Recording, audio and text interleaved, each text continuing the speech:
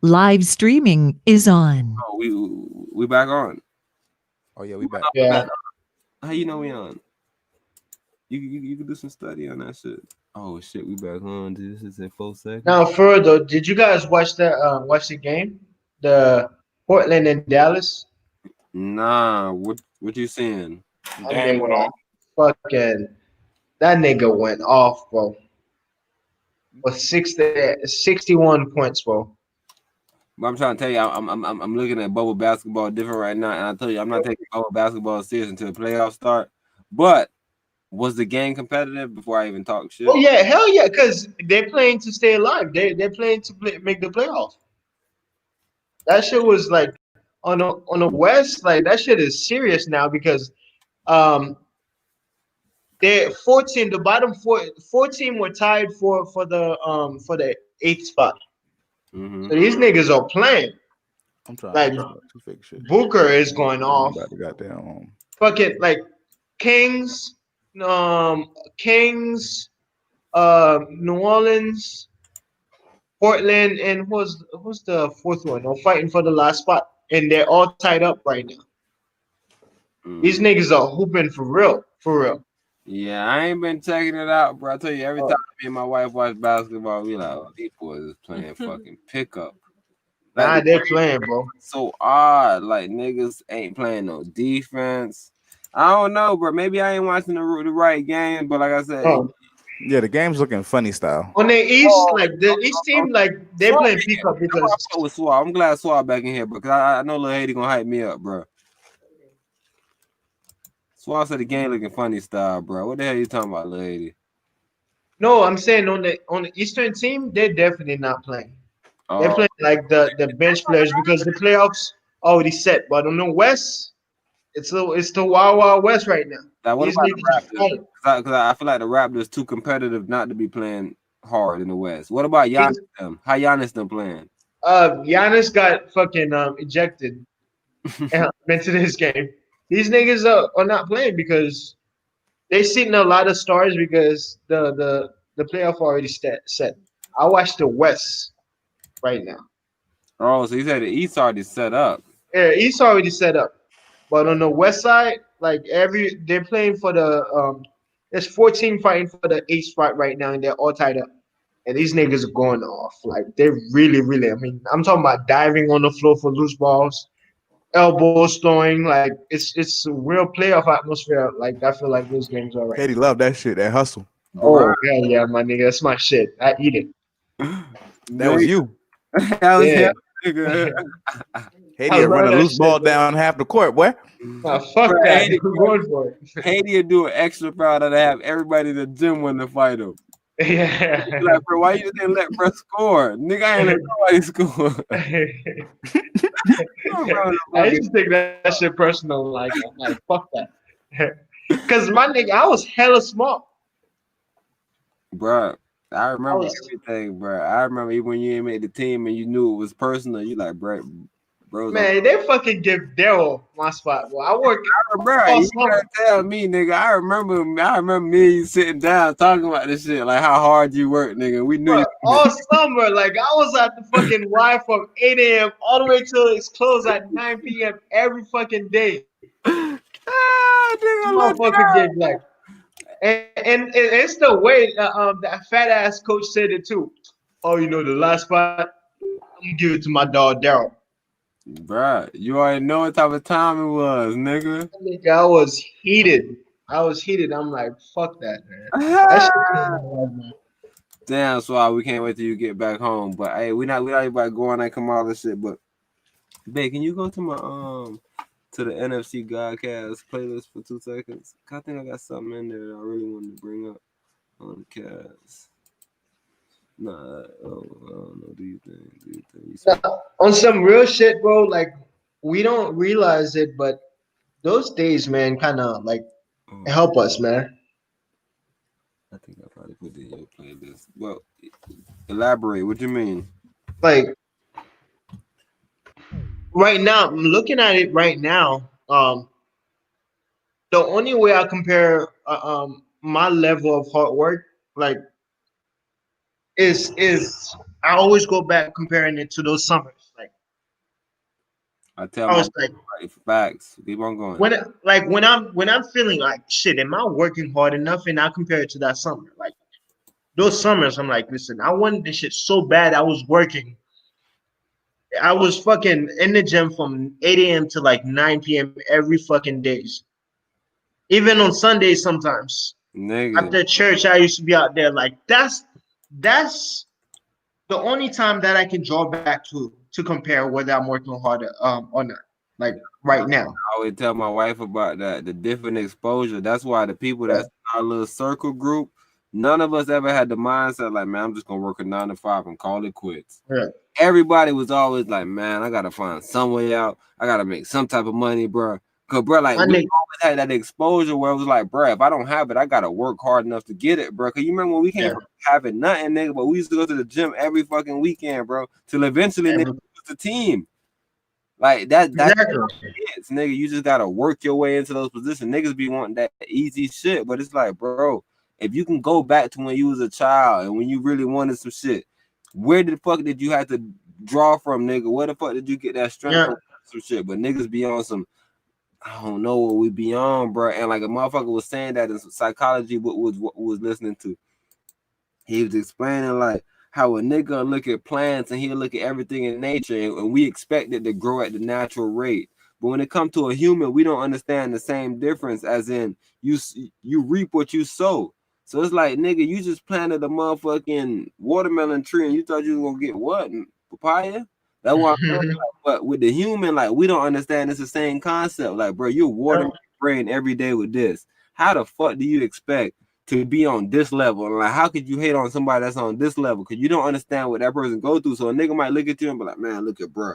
He do all right, cool. But once a nigga really get into that lifestyle, he like, oh, I know what bro go through.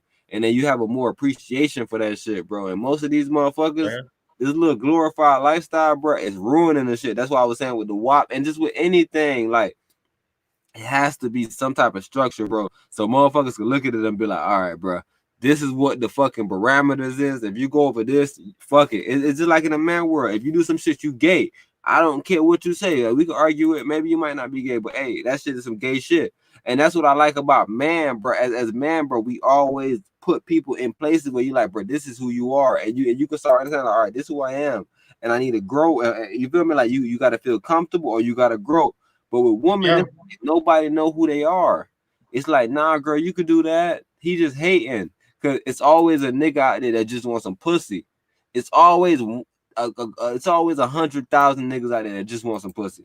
It ain't really like that in the woman world where you can really leave from a bit and another bitch will just be like, hey, I'm looking to fuck some shit.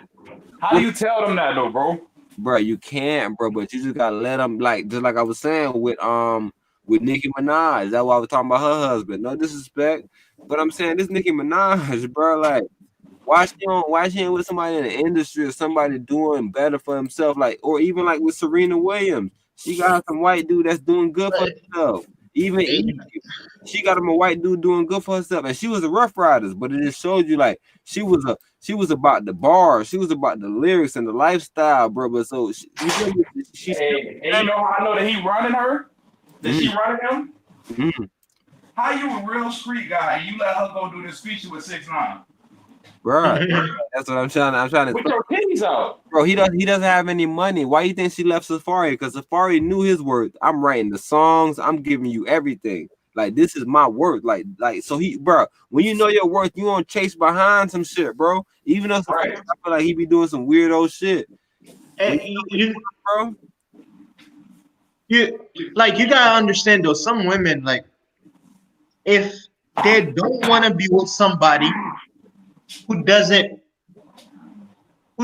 like glorify or actually like put on pedestals what they bring to the table, like somebody like Nicki Minaj, she's powerful and shit like that. She wanna run shit and stuff like that. Mm-hmm. She can't be with a dude who's just as powerful and stuff because she cannot like overpower him. Ooh, okay.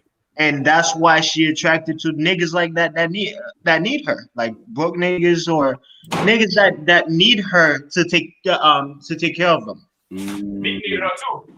Yeah. No, everybody she date, I'm trying to date. That's how it's gonna work. It's never gonna be a situation where you get a man like, man, I see you as a woman, and I'm trying to build an empire with you. Most of those, I'm trying to tell you, bro, like with Stephen Curry and all, like that's what I'm saying. Watch a couple of these people, because a couple of these people, man, bro, they get with great guys. Like me and Scoot, Stephen Curry is a great man, but bro, that shit that he did when his wife came out was like, hey, I need some attention. That was odd. And that's what I'm telling you, bro. We Like, need structure, bro. Woman. but let me ask you that question. Like, Scoop, you too, man. Answer. Like, what would you do in this situation, man? If that happened to you, man? Like, I don't know. Would it Like, never happen? huh? I can't imagine how that would happen. But Exactly. Like, why can you imagine being in Will Smith shoes and shit like that? Smith They put themselves in them shoes, bro. shoes, but like Stephen Curry's shoes wasn't as bad. There was a As little, Will Smith. No, yeah. little big, probably had some fishes in there, but Will Smith, bro. My God, like, I'm Nigga. like, shit, man. These niggas, like, they have some otherworldly nerves, bro. Like, I couldn't deal with that shit, bro. In public, bro. In public, I like, understand talking to your lady behind the scene about some shit and being like, hey, we're gonna keep it. that motherfucker was on your house and shit like that you built. You knew him. Hey, he You said knew him, like, what the? he said Pictures together. he said, Bro, this ain't. I had his blessings. bro, the man mistook your blessings so much so that your wife understood why that she had to explain it to you. Like, I understand why August said that, but he doesn't even know that nobody can give blessings but me. I was like, hold on, what? We married? What you mean? He called him. Exactly. That was a weird statement to make. She retarded, bro. And we see what happened when you get to make your decision. Bro, I don't know, man. imagine if you knew that everybody in Hollywood had slight Down syndrome. It'll fuck you up. Listen, Everybody in Hollywood got like a slight Asperger's, like a little tan of a Down syndrome, bro. Bro, we don't never get to meet these people, bro. These people are weird people, bro. They're but I think I think actors, period, like go weird. Like, every human in that world, They don't have bro. a normal. Bro, to No. live in that world, bro, you got to think about the live, bro. We had a nigga named fucking Jesse Smollett. The nigga fucking some white supremacists fucking put a noose around his neck and try to Right. pull his skin. This nigga walked into a hotel room with a noose around his neck, bro. Yeah, hot sauce, cuz. Bro, we had a fucking white lady, nigga, pull out a hot sauce on some shit. We had a fucking white man say, if you don't vote for me, you ain't black. We had a white, bro. I'm trying to tell you, you don't understand how warped this world is, bro. This TV, bro. This fucking, like, it's absurd to like me and you, like, in the common people, like, and it's just normal to them. I'm like, It's so damn. normal to the masses, bro. But we sitting down here like, what the fuck? But the masses like, what you mean? Nah, bro, that's a new channel, bro. Bro, CNN just told you earlier, bro, that there's nothing wrong with that. What you talking about? No, bro, coronavirus not doing that, bro. It's like, hold on, what you mean? CNN earlier told us that we didn't need to wear a mask. Now they telling us that we need to wear a mask. Like, bro, like, how are you still sitting down listening to these people? These are the same people that lied about the fucking. Come on. I don't watch news and shit. I don't watch none of that, bro. These motherfuckers are selling propaganda and shit. I don't watch any of that, so I can't even tell you, bro. Like, Yes, thing. Just like you were saying with the music, with the WAP, with a lot of this shit, we can't speak on it. But I'm just trying to tell you, just because I know we leaders, and just because I want to be able to lead motherfuckers, I guess that's what they tell you in the spiritual world. You don't worry about the negative. What you do is worry about the positive and overflood the negative. So I guess that's what we're doing, bro. It ain't even no reason to worry about it. But it's a big problem that's going on. Motherfuckers watching these news stations and they getting brainwashed. That's why I think that it's, bro, we can't stop doing this. A nigga need to have an outlet to where they listening to some shit being like, hold on, what them boys saying? yeah, shit. Yeah, you're right about that, man. We can't, like, we need a space to talk about, like, because I don't think we're just, people who think that shit is not normal. Like, certain things that you see on TV and shit like that that shit is not normal. Like, and I feel like with how they're advertising it to us and shit, like they're trying to normalize everything that is not normal. Suave, bro. You said a couple of our other homeboys wanted to jump in here, bro. A long podcast ago, bro. one bro wanted to jump in here. Did you say that to me or did you not say that to me? What one bro wanted to jump here? Me? No, one bro that went by one bro. You told me he wanted to jump in on the podcast. One of my homeboys, one of my favorite homeboys, my brother. Oh yeah. All right, but I like what I'm saying is because I'm sitting here, I'm watching all four of us, bro. Our thoughts is almost unison to where like we hear some shit and we like, hold on, that ain't right. And like what I'm saying is, I want to call them in there and I want to really figure out is it because like I'm always trying to tell my wife about exposure and I tell my wife like why I feel like Lil Haiti got it because like me and Lil Haiti was around each other every day. The same reason why I feel like Vaughn made it to the league and Rod didn't. No disrespect to nobody, but I feel like Vaughn was around us every day. Rod used to come from Tangelo. He used to come hoop with us, so he used to get the exposure where he knew it was wrong, but he didn't understand what we did. Like he didn't understand the formula that we had. I don't know. I think he kind of had a little branch in because I used to chill with bro all the time at DB. Oh, you definitely, and I told you that's why even in those little leagues he killed Swab, but I think he still don't have that overall. Like used to, crazy to me? But he never People came used to in with the whole group. People used to be telling me like, "Damn, bro, you be trying to sound like Terrence and shit."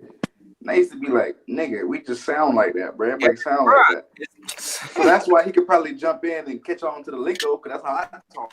You know what I'm talking about?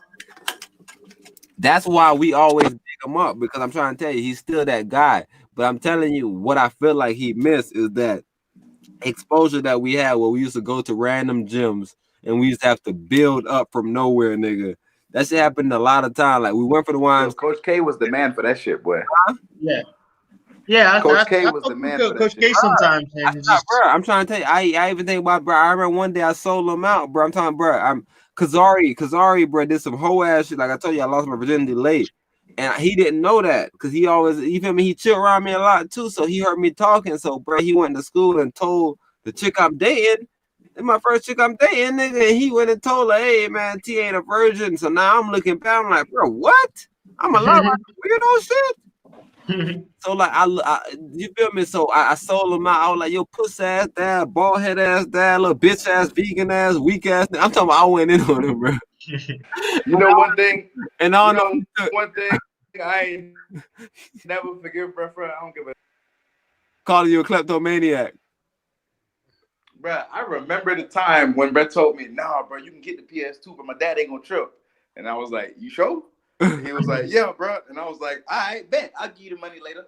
Bro, next thing I know, I stole the PS4 from Brett's house. They called I was like, kleptomaniac, nigga. They I was hated like, you. bro, nigga, you helped me put this shit in my bag. Yo, they hated you, son. They Nigga, you hated helped me put. Nah, what happened is his dad got on his ass and he just was like, yeah, matter of fact. And that's that weak shit and stuff like that. That's like, no spine type of niggas, bro. Bro, Like, I told you, bro. Bro, Lil Haiti, that shit hurted me, bro. I'm like, bro, I used to chill with Kazari every day, bro. Anything little bro needed, bro, I look out for him. When he did that shit, bro, I was like, bro, come on. And then the thing is, when I texted him, I guess Coach Cosner took the phone and was like, man, Terrence, that's how you feel about me? Yeah, I know Cosner. And I'm like, hey, nothing personal, bro, because I actually fuck with you. Like, I actually felt like you was a good role model in a sense. But, bro, your son is a whole ass nigga. That's why you want him around us. So we can raise him to be a man, but he's not a man. He's and that nigga, bro. Mom. I love Kazari. Podcast. I don't know what happened, bro. His dad. So wait, he dropped music though. Like, Kazari is a talented artist. Yeah, he is. Like, I heard some of his stuff. Like, he could spit. No, bro, he used to listen to Immortal Technique, bro, with us. Bro. Yeah. Coach K got us on that. Immortal Technique. K was a vegan in 2000. This nigga was trying to turn all of us into vegan. He used to take us to Whole Foods, bro. I remember fucking with his butter and all you know what's that. Crazy? We ain't never think about it. Coach K was about 47 and he could run a game with us. Bro, I used to clown him because I used to bust his ass because I got so good. I was telling my wife that, like, how he used to tell Kazari, like, bro, look at T. Like, this is a young ass nigga. He's so confident, like, because Kazari used to kill young niggas. He used to let him know, like, bro, you should do this to everybody. Like, why wouldn't you play an older nigga? And I was telling my wife that about CJ. Lil CJ don't got that shit either, bro. Shout out Lil CJ again, but he don't got that shit that we got, bro. Bro, Lil Haiti, you remember that shit that we had, bro, where we could play anybody, nigga? Anybody. My nigga, we used to go to Barton Park and take grown ass niggas money. Anybody. Like, we don't care. We want to for money. Like, 2-on-2 for money and shit like that. Matter of fact, I remember that one Sunday that we took 2 niggas out of $50 and they're trying to fight us after. Bro, you gotta remember all those days. Niggas always wanted to fight us because we talk shit. We come from Hell the of shit. basketball. Hey, bro, I'm still doing that to this day, bro. I'm talking so much shit. But Stop. Lil Haiti, do y'all remember the old school basketball where you could hand check a nigga? If a nigga fight, you could move him I around. took advantage of that shit, bro. Bro, they changed the whole way basketball is Hey, ran. bro, you remember When I was that talking to shit Lil that Haiti, I was nigga with like, the man, goddamn... they're not playing defense in the league. You can't touch nobody. Like you can't guard nobody. Yep. Like, nigga can rock your ass easy. You can't guard nobody. Yeah. I remember Coach Bobby used to get mad when we checked him like that. Right, that's what I'm trying to say. I remember Coach Bobby vividly telling me, "You got to stop that. You got to stop." And I was like, "No, bro, I don't mean no harm. I'm trying to tell you. Once we walk off the court, I love you to death. Right now, I will against you. I will terminate you." And that's the mindset we had, man, because we worked so hard. Like all we did was hoop and go to Wessel Hey, hoop and Wessel on Friday, Saturday, sometimes Sunday. Every Saturday, that was our release, cuz. Hey, and not our release the whole day. We went and hooped the whole day, and then we go to YMCA to pick up chicks and watch a movie and sneak in the movie. Sneak in the movie all the time. Jump down. Remember this shit, man? Everybody in. That's what we do, bro. One ticket, open the door. You remember this shit, Swab. One ticket. And what about those big old fat pile of singles we used to break? Bruh, you don't remember. I remember all this shit vividly. That's why when I got older, it wasn't cool for me to pretend like I was getting money because I remember we was really getting to it as jits, bro. So like, bro, you start controlling those urges that you like. Nah, I did that as a jit already. It's niggas who was grown niggas that wasn't making no $75 on a Saturday. Bruh, it's a lot of niggas that didn't experience nothing, bro. We was jits and we could do this any day. I'm trying to tell you, any day that we was at the Y and was like, bro, we're hungry. Let's go hustle. Put on a couple jerseys. Let's go hustle. Yep. Bro, think about how it made us. I'm trying to tell you, bro. We're on here talking about fucking Kamala Harris, bro. This is some niggas from the YMCA, bro. I got dread, like, bro, we really in here thugging it. That's what I'm trying to tell you. That's why I was saying with the Christian, with the Most High, like, I really want us to be into the Most High and get on our shit. I don't want us to make it weird. I hate when it become weird, when it's like, oh, I got to be like you to fuck with it. I'm not fucking with it. Like, I want everybody to be like, I'm free, but, hey, not like the woman is. Like, you know how the woman come, like, I could do what I want to do. It's rules. Hey, I would say that you can be as pure as possible. I can't judge you for being pure, but I can judge you for being wrong. I can always judge you for being wrong. My people perish for lack of wisdom, lack of knowledge, whatever we want to say. I heard it's a weird time back to back this week at least, bro. Speak about how Muslims can't make music. Oh my God, that's the topic. My wife said, "Who is the biggest Muslim influence that you guys know as far as in music? Who do y'all know in music? Biggest Muslim? Who do you feel like is pushing forward the Muslim culture in music? In this day, the big speaker. The big speaker. Who you saying, Lil Haiti? I have no idea. Like, all right, who you saying, Swab? I'm gonna sound ignorant because he's not technically Muslim, but I'm ignorant to this shit, so I'm gonna say Jay-Z. I know that's some 5% shit, but it's the same breath. And I was Lupe Fiasco. All right, thank everybody. Everybody had different thoughts, and I'm glad because me personally, I'm thinking poor righteous teacher. That's why I swab when you said Jay-Z, I was like, no, I'm not knocking you because I'm gonna tell you some 5%ers because that was the Islam influence. Because I told my wife that I was like, back in the days, all them boys was on the Islam shit because either you was black or you was Christian. Let me tell you something wild. We felt like Christianity was white and we felt like Islam was black. So a lot of our artists was Islam. You know how my dad like a preacher, bro, right? Uh-huh. I remember I had like 2 years ago, I had like this feeling of like, damn, all this shit in the Bible, motherfuckers need to know some of this shit. Like, cause some of the principles and shit, motherfuckers need to know. Bro, I'm trying to tell you, stop making it weird.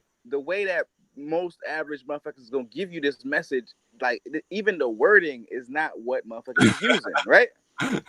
So if a nigga not used to reading that, how they gonna get what I'm talking about, right? So I went to my dad and I'm like, Dad, something telling me in my spirit, cause he big on that what your spirit say shit.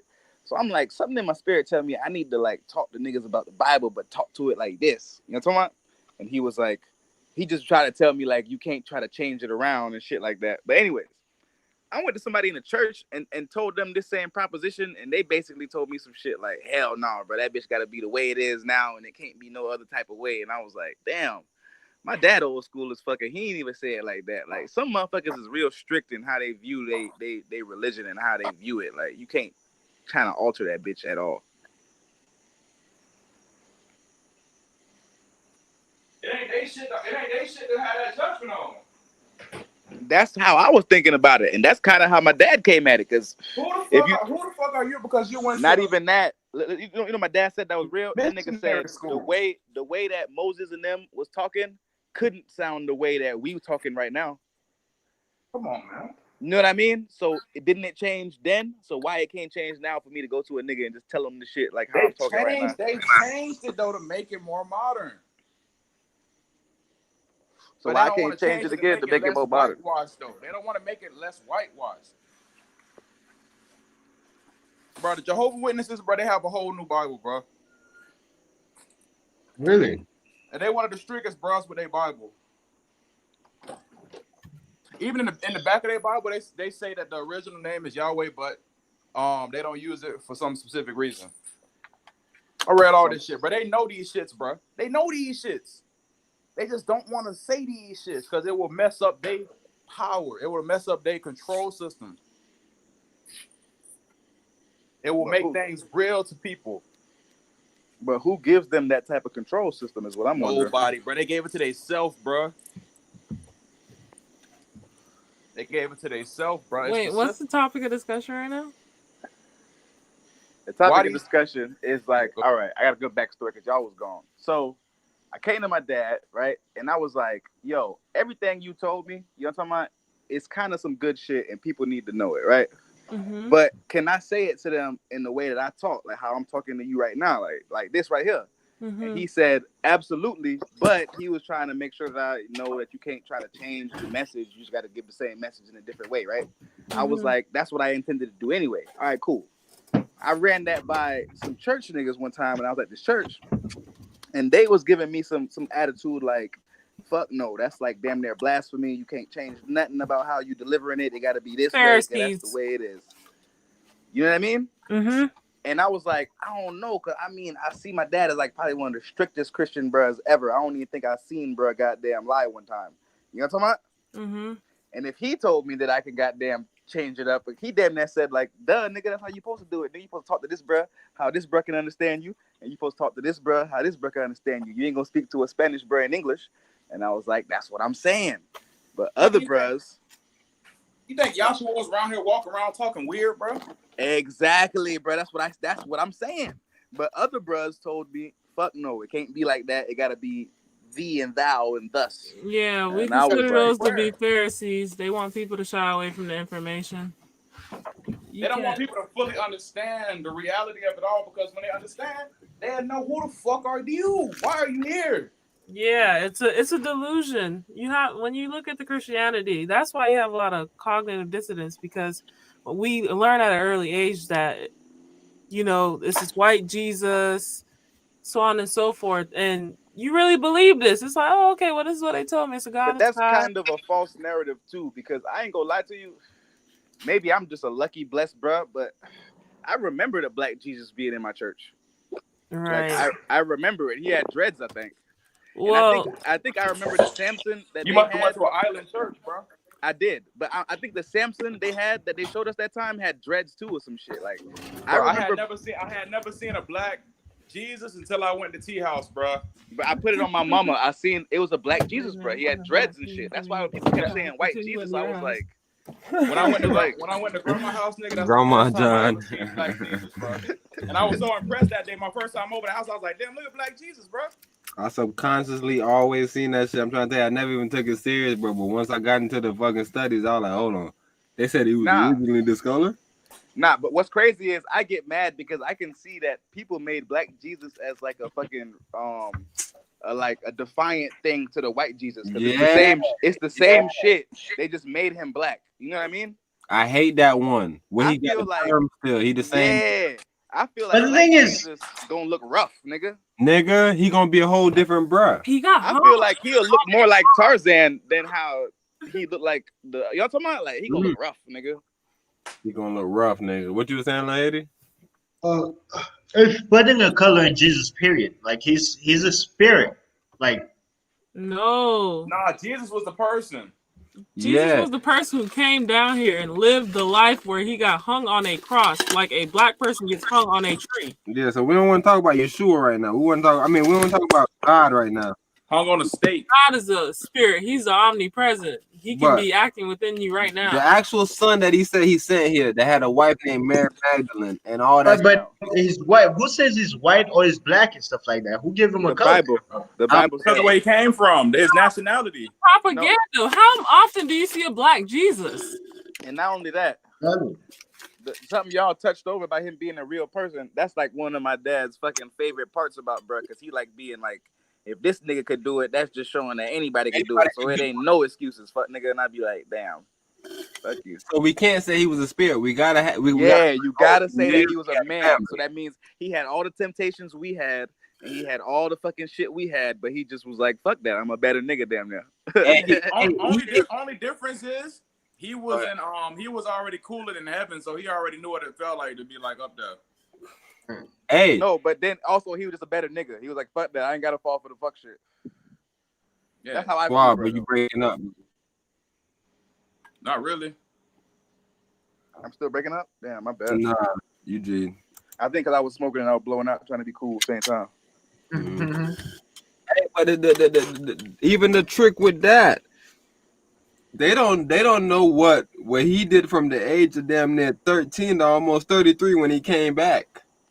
Same story with Adam and Eve. So y'all touching on something else that I want to talk about real quick. Go ahead. Same story with Adam and Eve, bro. That shit always blew me. And I'm trying to People tell you, I have a lot of in-depth stories on this, and I'm glad Lil Haiti in here because I feel like this we finally differ because we wasn't here. School was here with me when I came back from school, and the study got real in depth with the Bible. I told you, I met J Rock, and I stopped wanting to bang on it, and I started wanting to see the origins of it. So just like Lil Haiti saying right now, I could argue that Jesus was a spirit, but like once we go into the book, it's like, hold on, this bro walked. He had a wife named Mary Magdalene. He had children. Like I'm trying to say, it's full stories about this nigga. But we get That's what I'm trying to tell you here. put into the book and sent out to us. But if we go back into history, it's so much. Like, that's what I was saying. Like we got to ask our parents. Like even when niggas talk about like how motherfuckers was pussy back then, like in slavery time, we got to ask literally generations back. Like grandma, how you used to give it up? That's when we start hearing about the true story about like why a lot of American grandmas and older people got goals. Oh, once y'all got free, y'all threw the goals and y'all said, fuck the white man. That's why the white man don't hire people with goals because they understand the history of it. Listen to me. Motherfuckers' own history be showing that it be like on full of bullshit, right? Mm-hmm. That motherfucker say that Jesus went to motherfucking Egypt and shit, right? Oh my gosh. And if you think about the time, Ethiopians, the Egyptians. if you think about the time he was in there, that would have been the Kushite motherfuckers would have been around there, right? Uh-huh. AKA motherfuckers would have been real black, right? So it also says that he learned all of the shit that they had. Uh-huh. They said that about somebody else too. They said that about Moses, but Moses was there till he was damn near about 30. Learned all the ways of the Egyptians, they said. Learned all of their ways and all of their shit, right? All right, so cool. So just riddle me this for a I'm glad second. you went to the book, but this is important, bro, because they seeing that like But it's not even just that. It jumps out at you. And smoke weed, like dude, these niggas off the edge. Keep on going. Brother, shit jumps out at you. So I'm like, hold on.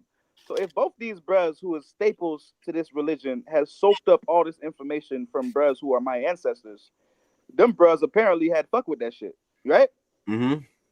All right. So that explains why some of the teachings mirror, right? All right, cool. So then I'm gonna go to how comes that doesn't get explained in more detail or that ain't touched on more? Cause that seems like some major shit. Hey, even in the same breath, Herodotus and a lot of these Greek scholars that they hold in high regard, in their own writings, they said they went and studied at the feet of the Ethiopians.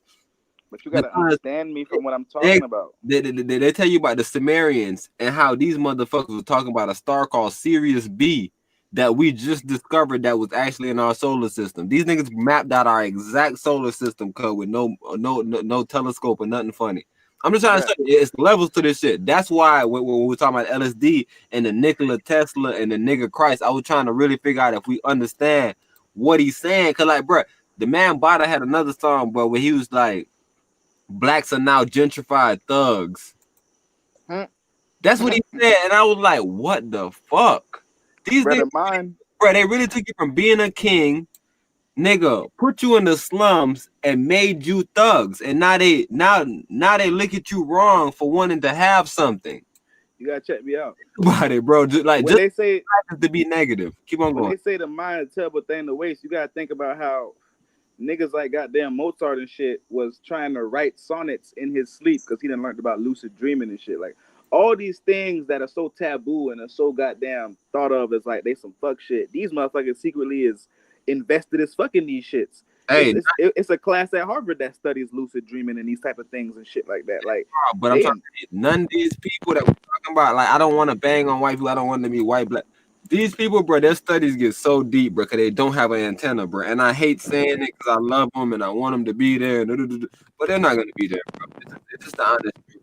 But there's nothing wrong with it. I'm just going to tell you, they do not have a direct connection to the fucking, to the ethers. They know it. Everybody know it. That's why they. You know how it's crazy how I think it's got to be true? Go ahead. Because every ancient culture, bro, got some type of connection to some type of mystic shit. I don't give a fuck where you go. I don't even fuck. Even if you don't fuck with the Asian man, them boys was on it. If you don't fuck with the Native American, them boys was on it. Everywhere you go. Until you go to people times. I'm just trying to tell you something. and they only got that as some secondhand. Let me do some black magic shit. I know it's something, but just check me out. Everybody else had some type of just innate connection to some shit that you can't just go look at, right? You gotta do some shit. You gotta take some shit. You gotta do some shit, right? I think the white boys love Aleister Crowley. Do or die. I'm trying to tell you, I'm trying to tell you, if you go really listening to these occult studies, bro, these niggas look at this nigga as a peon, bro. It's nobody in the occult world like Aleister Crowley. He's deep. He's dark magic, bro. But these black people see this Baphomet head and start saying this the GOAT.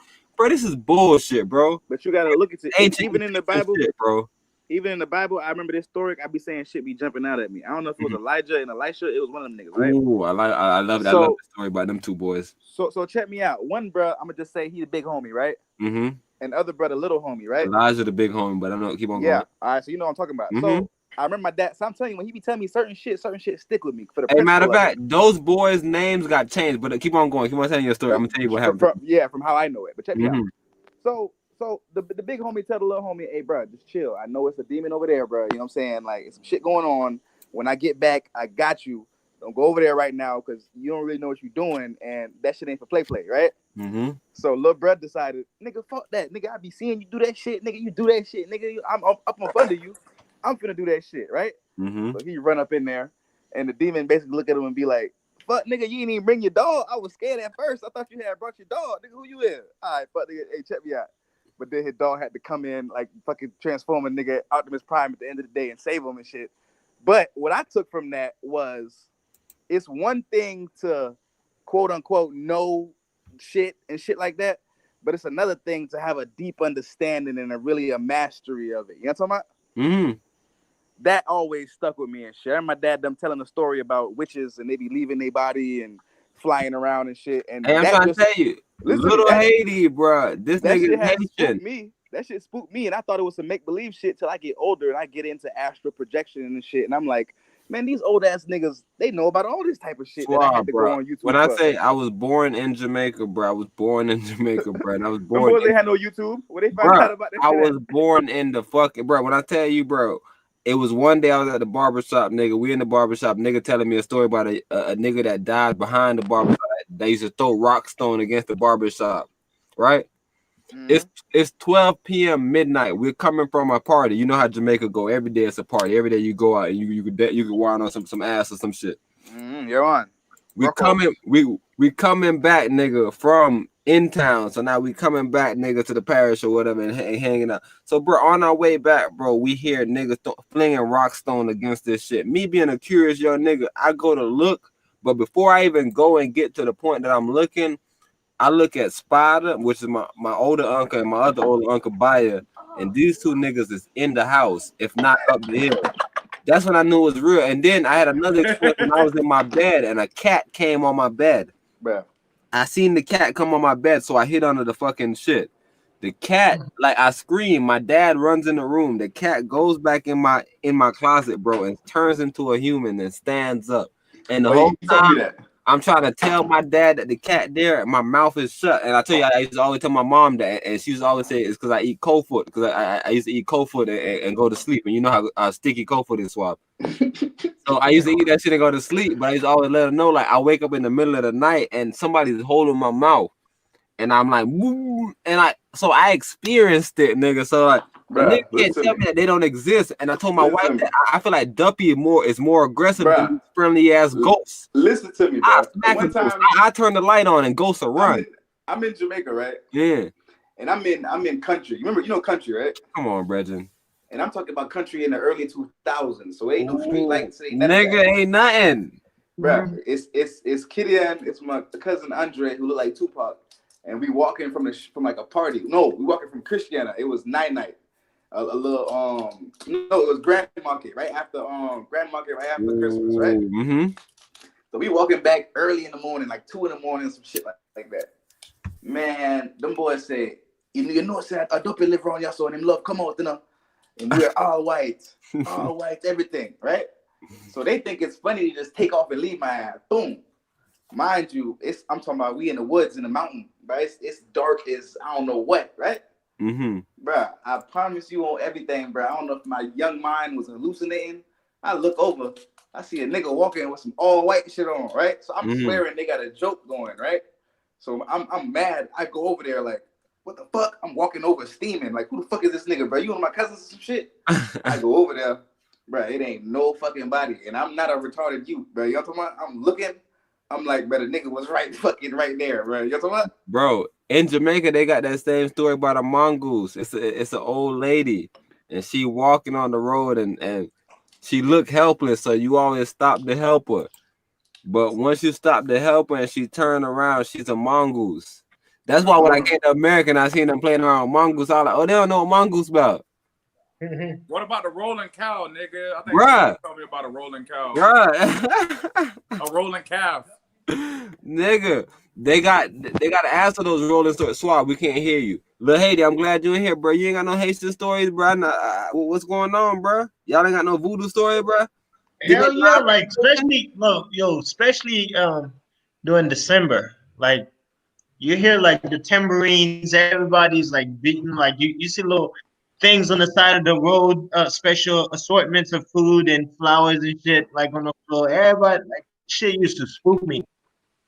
Like none of these shits, man. Like I try to black it out, man. Like so much shit. Like I feel you, bro. I feel you, bro. Hey, I try bro, to black it out. You ain't never been spooked to them boy trying to get you a reading. Man. See, Bro, y'all boys ain't that island, nigga- bro. Black that shit out, man. Livingston? To the point, like I know you had some kind of family member that tried to get your ass a reading, bro. From one I of them told bitches, you the boy. same way I explained to my wife. What you believe in is what you allow to control you. So I don't believe in reading. Yeah. I don't believe it. I don't believe in quite a few things because I won't allow it. Because I know it's real, but I know how the Most High work. I'm in this realm and I'm the king in this realm. If I want to go play around in other people's realm, maybe I might get dragged off. I'm not playing around. I'm not playing around, bro. I understand it's real. I know spirits are real. I know duppies. I know niggas that grab you. I know niggas that take your body. Like, cause in Jamaica, niggas go mad. A nigga be regular. He'll go to sleep. A nigga sneak in his body. That nigga's spirit got left in the astral realm. This shit is all real shit that I know about. But them boys were speaking on that shit when I was a jit. Bro, I try not to believe it, man. You could try not to, but it's real. Like it's just like gravity. Like when I say gravity, not that fake shit they tell you. I'm talking about law of density. Law of density really applies. And like You want to speak of laws and shit. It's crazy how them motherfuckers done damn near proved through goddamn quantum science that nigga ain't. What You happened? brought up some shit. That's my shit too. That's my shit. Oh, well, I was just saying, them niggas that damn near proved through quantum science that ain't nothing nowhere ever unless you look at it. Meaning, like, we really dictate what our reality is because the shit ain't there if you don't observe it. That's why they don't. That's why they don't fuck with quantum science because Where that shit. energy goes. Are you talking about like? Where your mind flows, energy will go. But then you Oh, gotta you- think about how my weird ass brain be connecting shit together. And in the Bible, it say through God you got the power to move mountains, right? Energy and flow. And then I always used to be like, damn, I think that nigga mean that I could really like move that motherfucker over, like if my mind powerful enough. You know what I'm talking about? And quantum science tells me that like if my mind powerful enough, if I see that shit over there, that shit is over there. You was in Miss Smith class, nigga. The day that Corey came in that bitch and said, bruh, I can move these cups. See, that's what I want to say. I believe quantum in a weird way where it's all quantum. When the Most High You gives guys believe that? 3D realm, it becomes 3D. So you can't move no cups. I don't even want to debunk none of our secret weapons, but I'm trying to tell you, we had some sciences to it. We had some actual practicality to it, bro. Like niggas tell you what I believe and be hearing a lot of weird shit, but I'm telling you, weird, a lot of practicality to it. I promise, bro. Like me doing a study and a lot of these things that we might be like, these niggas that make it's a lot of practicality. These niggas actually do rituals and they actually go through with shit. It's not niggas just wishing on some shit or calling on a demon and a random demon popping up. And no, it's not like that, bro. Because if it was like that, then we'll be random people. Even like magic, the way we depict it in Hollywood and shit like that, even that has like a scientific element to it because you're changing certain shit. Ooh, alchemy. Come on, bro. I fuck with y'all boys a little piece, bro. I'm trying to tell you, that's why you keep. Do you guys believe? Go ahead. Do you guys believe that? Do you guys believe in multiverses? We have to, like me personally, I definitely believe it. Me and my wife definitely believe it because that's what the king explained. The king explained that we live in a multi-dimensional world, meaning that, like I was telling the boys on last podcast, is 1D niggas around you, 2D niggas. That's why I was saying I don't play around with the beliefs because I understand what you believe in controls you. So my belief system is that anybody, demons, jinns, any strong niggas, I will whoop their ass because I'm the king of my reality. And then once I go to my other body, like when I get out of this fake ass fucking shell, I will really whoop their ass. So like I don't play around with like believing that they're stronger than me, but they're around me for sure. For sure, it's a bunch of fucking entities around us right now. And what you just explained was the fucking Elisha shit. Like that's what I took from it. And listen to me. That's anytime when you embody that whole, because the avatar is the nigga that's got both sides, lunar solar duality.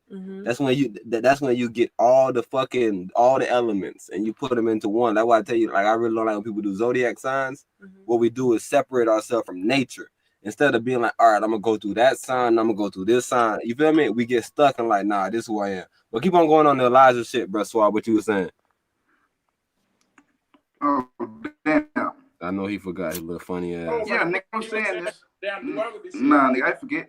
What I was saying is that, like, nigga, once what you were saying about you don't allow that shit to you're a master of your right? You can't. What you basically doing is you making like some type of damn near shield to where it's like your belief in I'm stronger than whatever going on because I know how I'm living my shit is so strong that some shit just can't jump onto your shit and just, because I have nothing to do with the facts. And that's why so many people are perishing right now because those simple little African proverbs of just knowing that you are like in control of your reality. Like people don't have that control. So when they see something on the news about coronavirus, let them get the sniffles. Oh no, I got it. I'm done. I'm about to, like, they go into decline mode. They don't fight their way out of it. Like, no, this not about to happen to me. I've been doing this, that, and the third. I've been living righteously. I've been walking righteously. Imagine when we see the white people use our signs and we like, oh, them boys on some demon worshiping. Them boys got deep. But hold on, these people don't got no demon powers, bro. These are regular. And I'm talking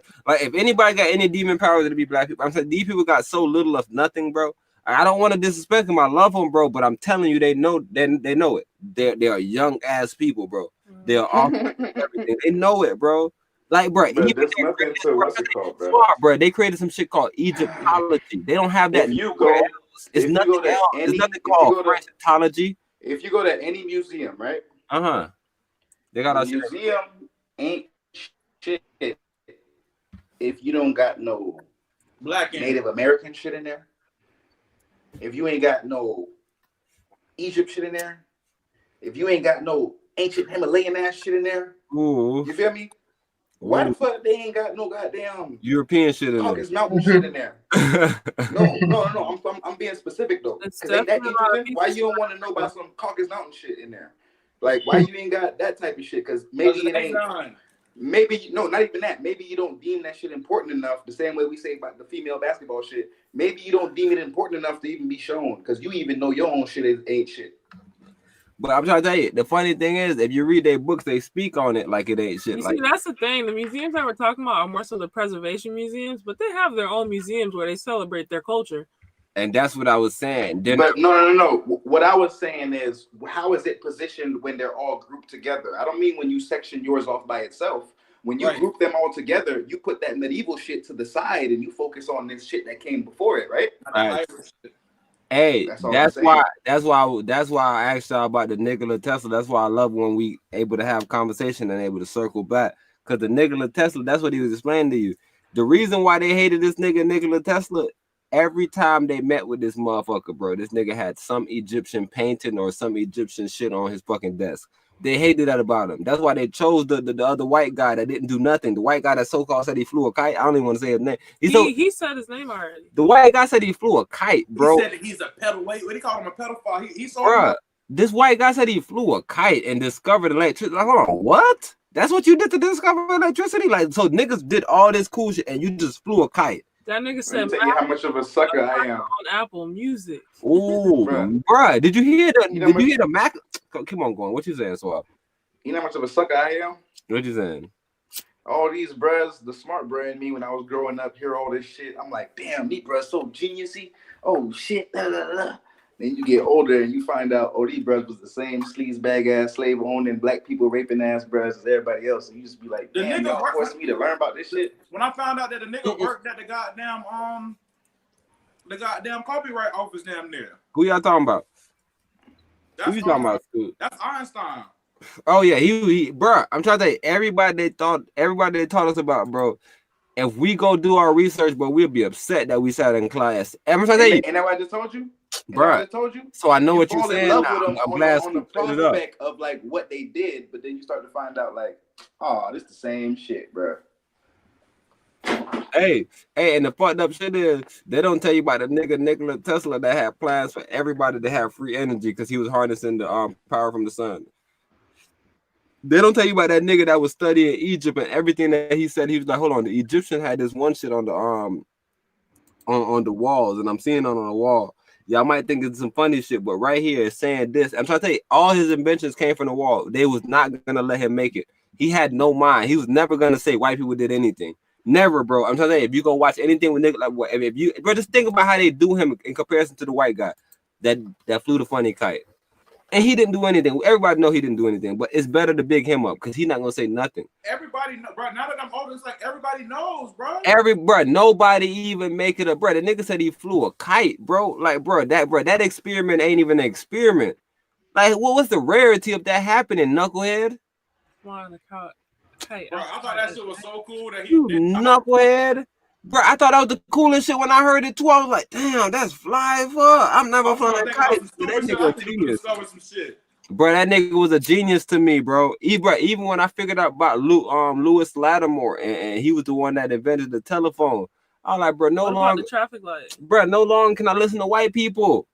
I'm trying to tell you, this is what I'm telling you, they're disingenuous. So even if we want to sit here and be like, nah, the AC. Bro, you can't hate white people. I think a black lady invented the AC. Bro, everything that was invented by a fucking black person, unless it was some shit to make work more. Like a nigga that wanted to do the paper shit instead of the hemp shit, that's a white man. A white man did the paper shit. But even if you do that, you probably see that a black nigga did the mass production of it. What white you people talking don't about? do The press shit? Yeah, the printing press. Yeah. That's what I'm trying to tell you with all those things. But they got that shit from like the Silk Road though, probably, bro. Hey, but when I even go back to the Silk Road, we got to think about those fake Italian niggas. That one, I bang on everybody because I'm trying to tell you, I heard a nigga say some shit that was ingenious. He was like, bro, without Hitler, they would look at us as Nazis, right? Think about it, Scoop, because we know we're better than them at everything. Every time we talk about anything, like, bro, black bro, whoop her ass in that. UFC, black bro the best in that. We ain't talk about one white bro yet. in nothing. Well, Christian McCaffrey, best running back in the league. You bugging, bro. What are you saying? What are you You can't even say this. Hey, but that white Kids, you boy, gonna get canceled for that saying white that. boy is like a black boy though. That white boy fast as fuck, It's fast as fuck, buff as fuck. rough as This fuck. nigga listen. He get the tackles. He run routes good. He Yeah. got flair. I like him. I like him, but he's not the best running back in the league because he's white. Well, He ain't got that it factor. It's just that thing that's there, that soul, that thing that make you do one of them jukes. He don't got those. Like he got one of those. Like he got the standard shit that you do on the video games, like the little slow ones, the wide ones. He gonna slow that bit down. He gonna stutter. Yeah. we got them hands though. We got them hands, man. Yeah, he do. But I'm trying to tell you because black The people. train hands though. Yeah, that's what I'm saying. Like that's actual like developing skills. I'm talking about the actual innate ability. Bro, I'm just fucking with you, bro. I know what you're talking about, bro. I know you bullshitting, but I just want to have a fun argument with you, nigga, because it made sense. But Swab jumped out, but we need him back in here for this fucking Kamala Harris shit. What the heck? Still not home. What's wrong with him? He's a weird ass host. I'm gonna have to start hosting this nigga shit for him. Right? Nah, it ain't live no more. It ain't live no more. Oh nah, I ain't worried about him. You know me. We on We your still live. We still live on the tube, bro. Things. That's why I keep telling y'all. I want to continue to build this, bro, because like when I hit these niggas up, I want them to be able to come on the podcast and know what they coming into. Like when I hit a Cam Bot up or anybody that we hitting up, bro, a Jay-Z or anybody that we in contact with that we can hit up. Once we hit them up, bro. That's what I wanted to ask you, bro. What's up? Cause he on some shit, and I know you on some shit. Has he ever gone over your head yet? It's not go over your head. It's just we haven't dissected that information yet. That's what I'm saying. Has he ever gone in depth on some shit that maybe you fuck with a little bit, but you ain't never really get into the ins and outs of what he's speaking on? The reason why I love him is because he's like even if you listen to him, he explained to you that it's two lecturers in the conscious community, a nigga named Bobby Hammett and a nigga named Dr. Phil Valentine. Mm-hmm. And he explained that like his rap bars are basically like if you listen to these niggas lectures, like I was telling my wife because the LSD song, when we did the whole edit for the LSD song, he didn't have the intro on it where he had Terrence McKenna speaking. Right. And I was telling my wife before we even did the video, I listened to that same exact Terrence McKenna video almost 100 times because I never did LSD. So I was trying to get into the mindset of what it'll look like, what like the colors, just everything. We've never ever had any personal contact with him. We've only communicated via DM and Twitter. So we have never spoken to Cam Bot. No feels, no vibes, no nothing. Like we're hitting the artist up. So I'm trying to tell you we're hitting the manager up. So everything we're going off is what we know. So I'm trying to tell you, like, he'll never go over our head because where he's going is where we're at. Like, right. That's why I fuck with your music. Like, you'll probably go over my head with like some of what you saying as far as what it pertains to in your world. But when you say it, I immediately tell my wife, like, bro, you get that? So maybe I might not be on the vibe that you on, but what you said made sense to me. So it might be that same thing with Cam Bot, because like I said, we never really sat down and like we able to sit down with you and really get to the bottom of what you fucking saying. But what like the fact that he used that Terrence McKenna video, I was telling my wife that's important because that showed that we was on that same wavelength where we was like, this is what LSD actually is. Like this is like this conversation. If you didn't do LSD, this would like almost be like a virtual trip because, like I said, Terrence McKenna is like the way this cracker talk. He white man. That's what I'm trying to say. I'm not racist. We're not racist. The way this cracker talk, bro, like you will be listening to him, and it's like you will start fading into his voice. Mm. And you feel me? Watching his stuff is what really got us into making the lyric videos. We seen one of his works and somebody did an after effect on it. We were like, wait, hold on, what's this? Who's doing this? Oh, this is what we're gonna use. This is gonna be our medium. Because we want to get information out there, man. We want to get information that's gonna help the Black community evolve as a whole. I'm tired of it being just this concentrated group that evolves. I want it to just evolve as an entire race. Hey, Scoop, that's why I'm on your ass. I was telling my wife the other day, you wasn't around us, bro. Like, you know, But I'm trying to tell you, Lil Haiti them was around me, bro, when they seen us go to gyms, bro, and fucking control it. That's why every time I speak to you, I'm trying to tell you, bro, I understand what you're telling me, but I'm telling you how practical it is, bro, to actually take that step and be like, you know what, fuck you, I'm better than you. I don't give a fuck. I get Nobody it. supporting me, fuck you. Nah, I ain't going through that shit. I get what you're saying, Right. and that's really how I feel, bro. But I learned that it don't come off good when you say it. Hey, listen, hey, last podcast you heard Lil Haiti about his story, bro. I'm trying to tell you, bro. And he and this podcast, you hear him explaining where he got it all from, bro. They exposed. Put your head down. That's what I'm saying. You can say that after you put your head down. When you finally look up, then that's when you be like, man, fuck y'all. That's what I've been wanting to tell y'all. I see what you're saying, but like I said, bro, my whole point is to always instill confidence. Like I was telling my wife, bro, like a nigga called me a ball hard, bro. If you ask any of my homeboys, anytime we went anywhere, bro, I told them niggas they was the best niggas on the court. If anything happened, a nigga bust their ass, I'm like, bro, it's your like, I'm not trying to go back and score. I know I can score, bro. You do your thing, and nigga ain't gonna bust your ass when you on my and like we gotta always like so like when I'm telling you this shit, bro, it's because I'm listening to your music, bro, and I'm listening to the niggas in the industry, and I'm like, bro. If a nigga hear scoop shit, bro, it's nowhere a nigga could deny That's what I'm saying. Like, nowhere nigga could deny it, bro. Yeah. On some real shit, like, yo, I discovered your music like when you put trenches on your story, and I heard like a snippet of it. I'm like, hey, explain to Scoop why you like the trenches, because Scoop don't even understand it, because that's why he's still thinking about a lot of the bullshit he's thinking about, because he don't understand why trenches was why it's trenches. But go ahead and explain why you fuck with trenches. I'm like, hold the fuck up, like. Your line and stuff, like the way it flows and stuff like that. Like, hold the fuck up. Like, the sound, bro. I'm trying to tell you, when I let CJ listen to them other beats, Scoop, what he was telling me is, bro, the beats are slow. I'm like, bro, but he like, what you mean, like Scoop riding it? But he like, nah, he's like, bro, the way you did that trenches, bro. The way the beat was knocking, bro. It was a match made in heaven almost. Where it was like, all right, I see what you're doing. I mean, like, I think you should explore that sound a little bit more. Honestly, I was thinking about that. And you should explore that. Like I'm trying to tell you, I don't know what Swab do. I wish he was in here, but that's why I was bragging about him. I brag about all my homeboys.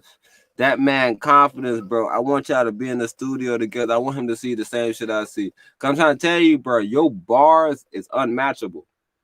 But I want you to have that same confidence that me and Lil Haiti had when we walked to the gym and it was Shane Larkin in the gym or Austin River in the gym and these niggas were somebody.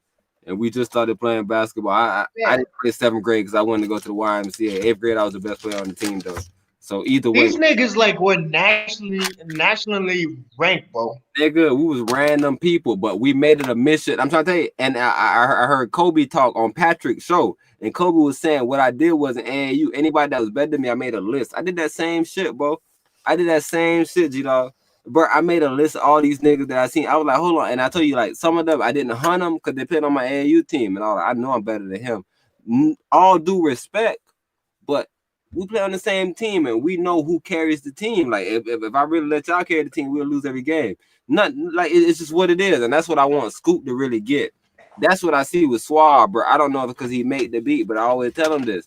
The man would jump anywhere on the track. He's so comfortable with the way the beat is. I don't know if he knows because the drop coming, just like Pusha T was explaining, like any nigga that make a beat, they get on the track and go harder than the hardest rapper. Pusha T explained that.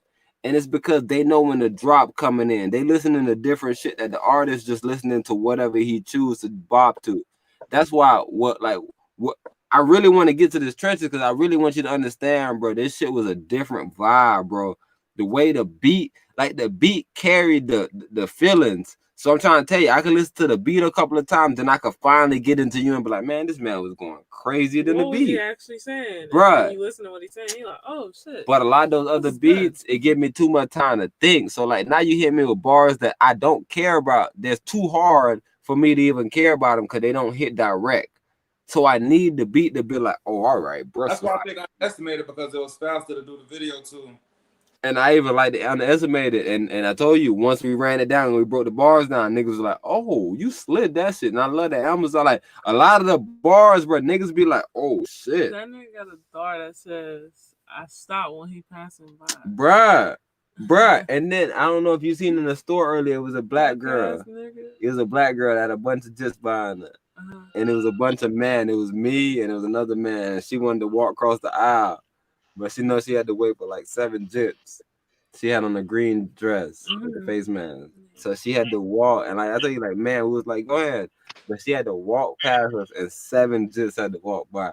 And I laughed in my head. I was like, bro, the nigga really had a bar that said, bro, you know that nigga a duck. So we stopped when he passing by. And I was coming home from work one day and I had to stop because a school of ducks was passing by. That's what I'm trying to tell you. The bars hit to me because I love the art of it. And I'm really about words. I love battle rap more than I love music. So I love trenches though, school. Just like I was saying with Son of Horus. Just like the same reason why I love 24 hours is why you love 24 hours. That's my thing. I was telling my wife, Listen you to know what music it is? and I make it. Bruh, it's so universal, Scoop. I don't have to be this. deep. There's a reason why everybody likes this. I don't have to be deep, and the beat carries it because that's saying you don't even understand. Like I said, I don't want to drop nothing. My favorite song, I don't even want to drop nothing, but we got some more shit coming. We got some more shit coming, bro. And I'm trying to tell you, that same producer that produced, we got some more shit coming, bro. Everybody gotta always stay tuned. Yeah, who produces the Trenches? Huh? Swab produces it? Nah, Swab produced Somebody that. named Shorterline. Yeah. Shorterline. He dope with it. He's sick with it. I'm tapping back in, of course. I'm tapping back in. Man, like I said, bro. You making music right now though? Like, are you writing right now, bro? Always, bro. Bro, Scoop bars is retarded, bro. I'm trying to tell you, bro. Scoop, bro. Can you at least? Did you hear Hits for the Five? Man, he did not. They don't care. They don't like bars that much. They like trenches. That's what I'm trying to tell you. Scoop. Scoop took trenches for the wrong reason. He thought it was something else. He thought it was a play. He thought whatever the fuck he thought it was. I'm like, bro, it was a different vibe. It was. I knew what it was, bro. You could have put that shit on, motherfucker. You could have threw it in the trash can, and I probably took it out the trash can just to hear what it was about. Just to show you how good that was. Bro, even EQ was in that bitch when I was recording. He was like, bruh. I fuck with it. I'm trying to tell you, you have harder bars to me, but I love that because I want you to be famous. Not in the sense that I want you to be a fuck nigga, but I want niggas to understand, like, bro, this is a nigga so tight. I'm trying to tell you, the same way I was in basketball, the same way I'm with anything, the same way, like, we talking to my dog Abdias right now, bro, and I know he do that real estate shit, and I'm always bragging about him, bro. I want us to be like that. That's why I'm mad about these guys, because I want us to be like that about all of us. Because we all doing something, bro. Don't get into the point where you ever think your homeboy hating on you, bro. None of us hating, bro. Y'all should know where we all came from. So no matter what you're doing, no matter if you might think it's better, but no, it's not. Everybody got their own fly shit. Do you fly shit? Honestly, like that's why, like, you gotta have the song that people who doesn't pay attention to lyrics that much, listen to, because you need that. I mean, unfortunately, what people vibe to is what they're willing to pay for, like. And that's what's so fucked up by Cambada, bro. Because I'm listening to the Cambada, and I'm like, bruh. I understand why he would just love to just make this for just his family. Yeah, Cambada is like the AP of rap. But he wouldn't. But like y'all was saying, y'all don't think, and I think that he might get there, but at the same time, it's damn near virtually impossible. People mention, yeah, like his music is. But that's why I was explaining. Do you know why he love us so much? Because we explain his art. That's why y'all gotta go watch the LSD video. Because I'm trying to tell you, LSD will go over a lot of niggas' head. But like a lot of the bars, bro, if y'all watch how we broke it down, like the one bar where he was like, the forest, the last soldier in the forest, and we had Forrest Gump, and he said something about Bubba. To die. Smoke Bubba. My lieutenant. That nigga say the last soldier to die. Smoke Bubba Kush, my lieutenant still Dan. And we had Lieutenant Dan come up in his face, so like you understood the reference. In the wheelchair. It's the Forrest Gump, it's the Bubba, and it's the Lieutenant Dan. Yes, bro. But the man did the whole LSD acronym, the whole song. That's what I'm trying to tell you. And like, how long did it take y'all to do that? Man, hey, shit takes so much time, bro. But you think, bro, I'm trying to tell you, at this time, like the thing is, my wife is a woman. I don't want to knock her, but man work 48 hours, bro. I have to be honest, bro. My wife is the ultimate creator, bro. Like y'all know me, I'm an ultimate researcher, bro. I always tell my wife, like, I don't want to step into your world because I know how good I get at things. So I don't want to be better than you at your thing and not need you. And she don't be understanding me. I be trying to tell, like, that's why I love when she hear us talk. Because I don't think she understand the mentality that we have from where we came from. And I be trying to explain, like, bro, I don't want to compete with you with that. Like, I put you on that, and I So want that you can become the best at that, and then I can become the best at this, and then we bruh, can get super fucking bruh. team. She always wondering, like, babe, why you not it? Like, you feel me? But women don't like to work a lot. They like to work This is your hours that they thing. I choose. put you on this shit for you to take off. Hey, women need to be inspired. I don't know if y'all know that, bro. Women, they don't do no work without being inspired, bro. Some cool shit they on, some inspired bullshit. Oh my Nah, god. y'all snap. And I be so fucked up because I be trying to think sometimes like, damn, bro, I ain't even have a vision for a lot of that shit that y'all, you know what I'm saying? For the hits for the 5 slide type shit. Bruh. And for to see what y'all came out with the final result, that shit threw me. Bruh, I'm trying to tell you, Scoop, like I told you, the LSD took 9 months. That's why Jada was always mad at you. She like, damn, bro, Scoop rushing it, bro, because she really wanted to take some time with this shit and make your shit some crazy shit. That's the only reason why we get mad at you, because we like, man, we know what we could really do. It takes time to get the quality work. But we got some new shit coming where we using some different shit, so hopefully to speed the process up. Ooh. We're gonna see how everything works out. Like I said, bro, we trying investments, real life investments. Yeah, we trying to get to a point. Like I said, bro, a lot of people fucking with the art, bro. So like I said, when you underground, people might not know that you might be fucking with some big names. That's why I keep on throwing jig out there. I know a lot of niggas listening. That nigga like, bro, nigga throwing jig out, nigga don't know jig. All right, cool. Everybody can say whatever they want to say, but eventually, bro, everything's gonna come to fruition. Well, we have the Rock Nation brunch. Everything gonna come to fruition. Just keep on watching, bro, and and that's why Cambada love us so much, bro. Cause like the same thing with you, Scoop. When I listen to your bars, I'm like, bro, imagine if a nigga seen these shits in his face. Like it'll probably change his life because it's a lot of shit you say. That's why me and my wife was talking about hit for the 5. I don't think niggas really, bro, and I really want to just call it H4F5. Just fuck niggas up because niggas gonna be like, what is that? H4F5, bro. I be saying niggas, bro. I listen to everybody. I listen to everybody that drop. Everybody that drop, I listen to it. I don't care if I don't like you or not. I listen to everybody's music, bro. I just be like, nah. Like, bro, when I tell you bars, bro, like, bro, Lil Haiti, bro, you know us, bro. I'm trying to tell you, bro, you was around us every day. Like I said, bro, I'm always making jokes about you, just say how much I fuck you with you. What was the name of the chick that you always told us about that you were dating in high school? You always had a dream about marrying her. You remember the Asian girl name? Wait, Cynthia? Cynthia, what the fuck, Cynthia? I remember that shit too. I wish Swab was on the podcast because he would have laughed because he's a funny ass guy. That's he funny as hell because I remember that shit. Scoop, when I say, bro, this man talked about Cynthia every day, bro. I was telling my wife about that shit, bro. I was like, bro, like when I say this, like, bro, Sussport. I remember the first day I pulled up to this nigga house and I was like, bro, that shit like, bro, me and Vaughn clowning him, like me and Vaughn sitting in the man house, like, bro. This Sussport? This shit look, this shit like some fucking chocolate pudding. What the fuck? He took it out the freezer. And he was like, y'all don't even know what y'all talking about. And now that I cook, I'm making Sussport shit for my wife. So like I'm on some shit like, damn, Lil Haiti was really on some game. But I was clowning them, like, not clowning them in a bad way, but like just being a homeboy. This is my brother, nigga. I'm like, nigga, what the fuck? That's why it's the shit. Well, you don't know about rice and that sauce, man. So anyway, nigga, I know about it, nigga, because that's all I'm making with my wife type shit. Not all, but like I said, bro, we cooking over here, bro. We doing everything, bro. Who the fuck knew we would get here? That's what I'm trying to tell you. But I know because I know our mindset. We never. It's so hard. I always say like hard work translate. Like it takes you like it just.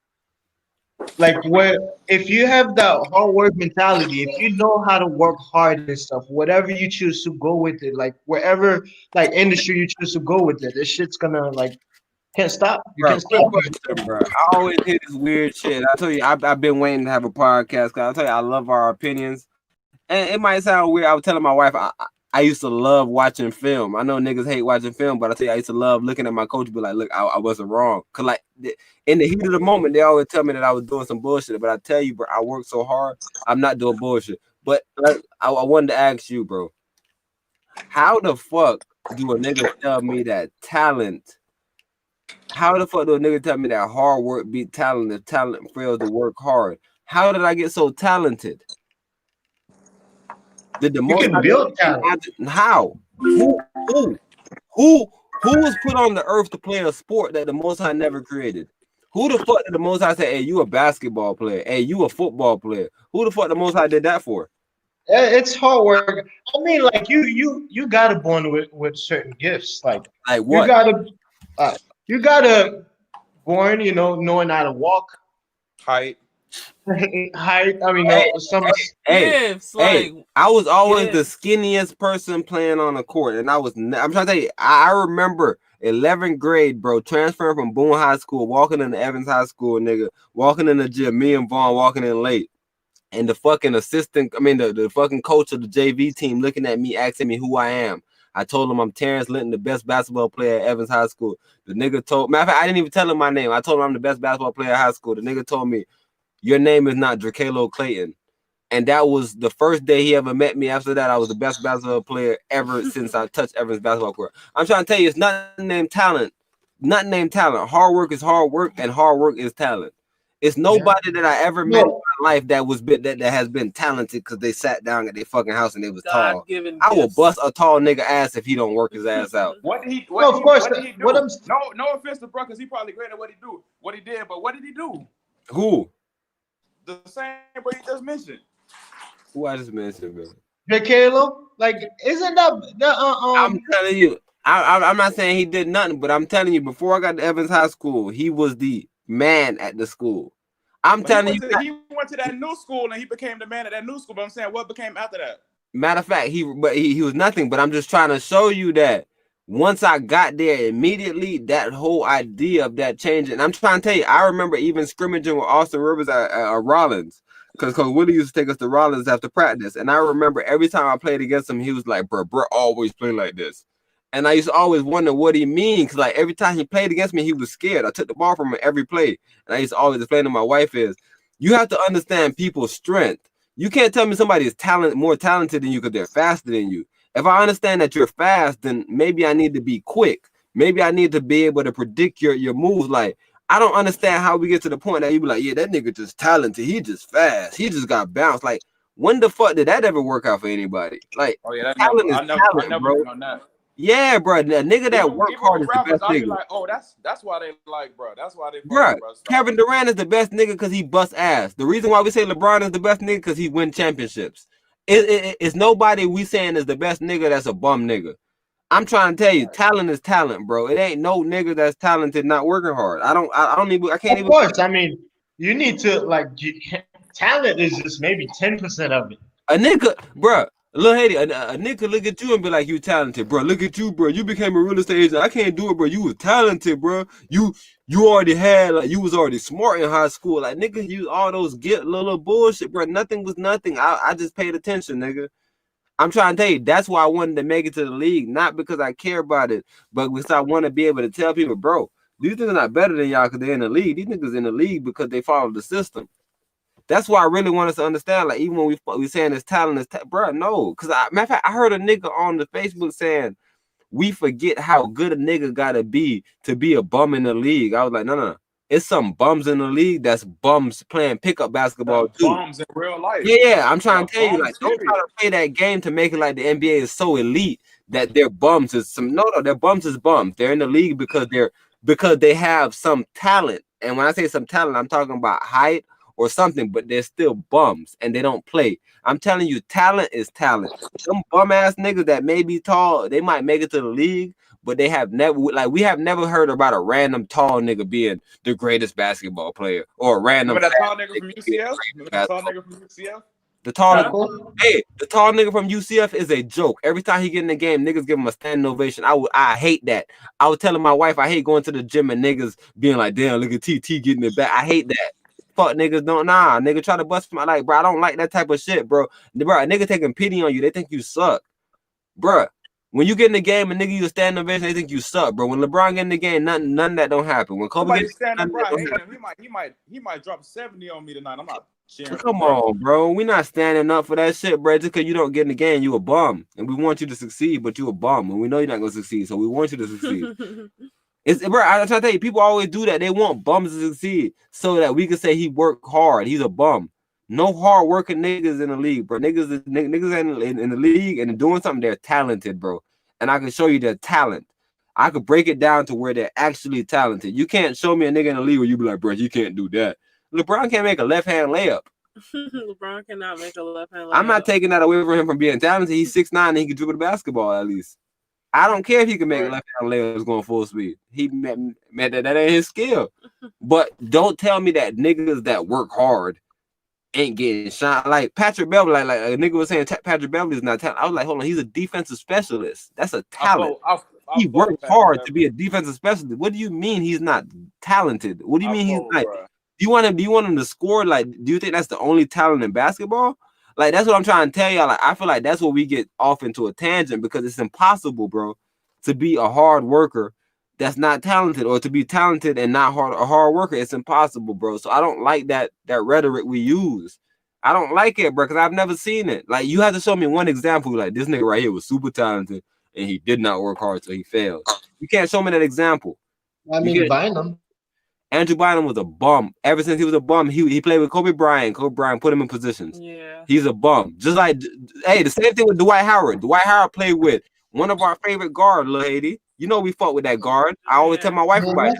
He's one of our favorite guards. I fought with that power Bro, forward. he was so amazing. And that small forward. Bro, and Turkoglu and Rashard Lewis and fucking Mikael Petrus. The team was for him. He's a bum. Yeah, they surround him with niggas who are versatile and then could shoot. He's a bum. They did what every NBA team should do. He's a bum. I'm trying to tell you, like, bro, like when we try to say niggas is talented and they ain't work hard, we gotta look at them and we gotta go really think about if they was ever talented. He was a bum, bro. Jameer Nelson was the best player on that team. Rafer Austin came back, he was the best player on the team. About Drake Caleb. He was a bum, and I think he a bum. But I told you, the thing is, I told you what happens when you're younger. Size matters. And Drake Caleb is big as fuck. He was giant. He won all those championships in college in fucking Carver. Nobody could beat him. I'm gonna clock out on y'all boys, man. Hey, slide. Wait, we're showing the video really quick, and we're about to head out too.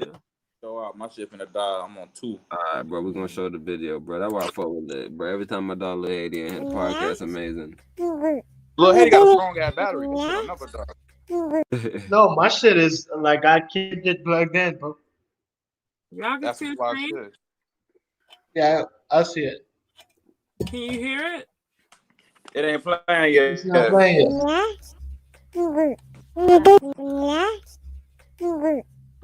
That's Yaya on the intro. Shout out Yaya. Nah, that's me doing that. I'm odd.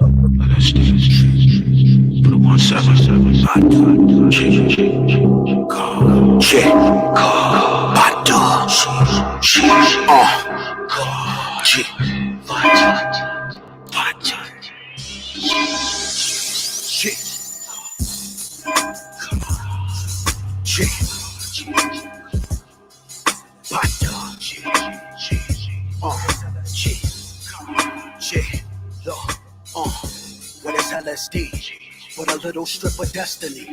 When the lonely silence is deafening, and my living situation is depressing me. I'm repaying the Lord's spiritual debt to me. First time I took a lethal size dose, but never will I load syringes with dope. I remember being lost, scared, delusional. Seen the same laws the soothsayer Jewish do. Took a ladder to the 7th dimension. The body is literally spirit detention. Leviticus scripture describes Moses liberating social divides, leading sinners with the diethylamide. Add a little salvia, divinorum, leave stiff and dry. From the forest, the last soldier to die. Smoke Papa Kush, my lieutenant still dead. What is LSD?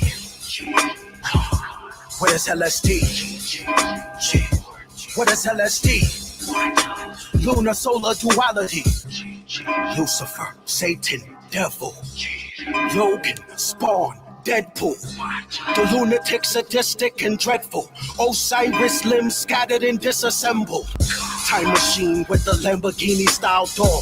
Extremely limited silverish DeLorean. Why my head look slightly deformative? Cause my frontal lobe synaptics are dwarfing them. And every time I let semen drop, I create a legacy of super demigods. I'm Luke Skywalker's daddy, my red lightsaber's dark, my laboratory secluded and dark. Lyric sick as dysentery. Gee, I'm a living speaking dictionary. Mental lexicon, Sumerian dialect. I see the image like Spike directs. What is LSD? Gee, what is LSD? Gee, what is LSD? Lunar solar duality. Gee, what is LSD? Gee, what is LSD? Gee, what is LSD? Lunar solar duality.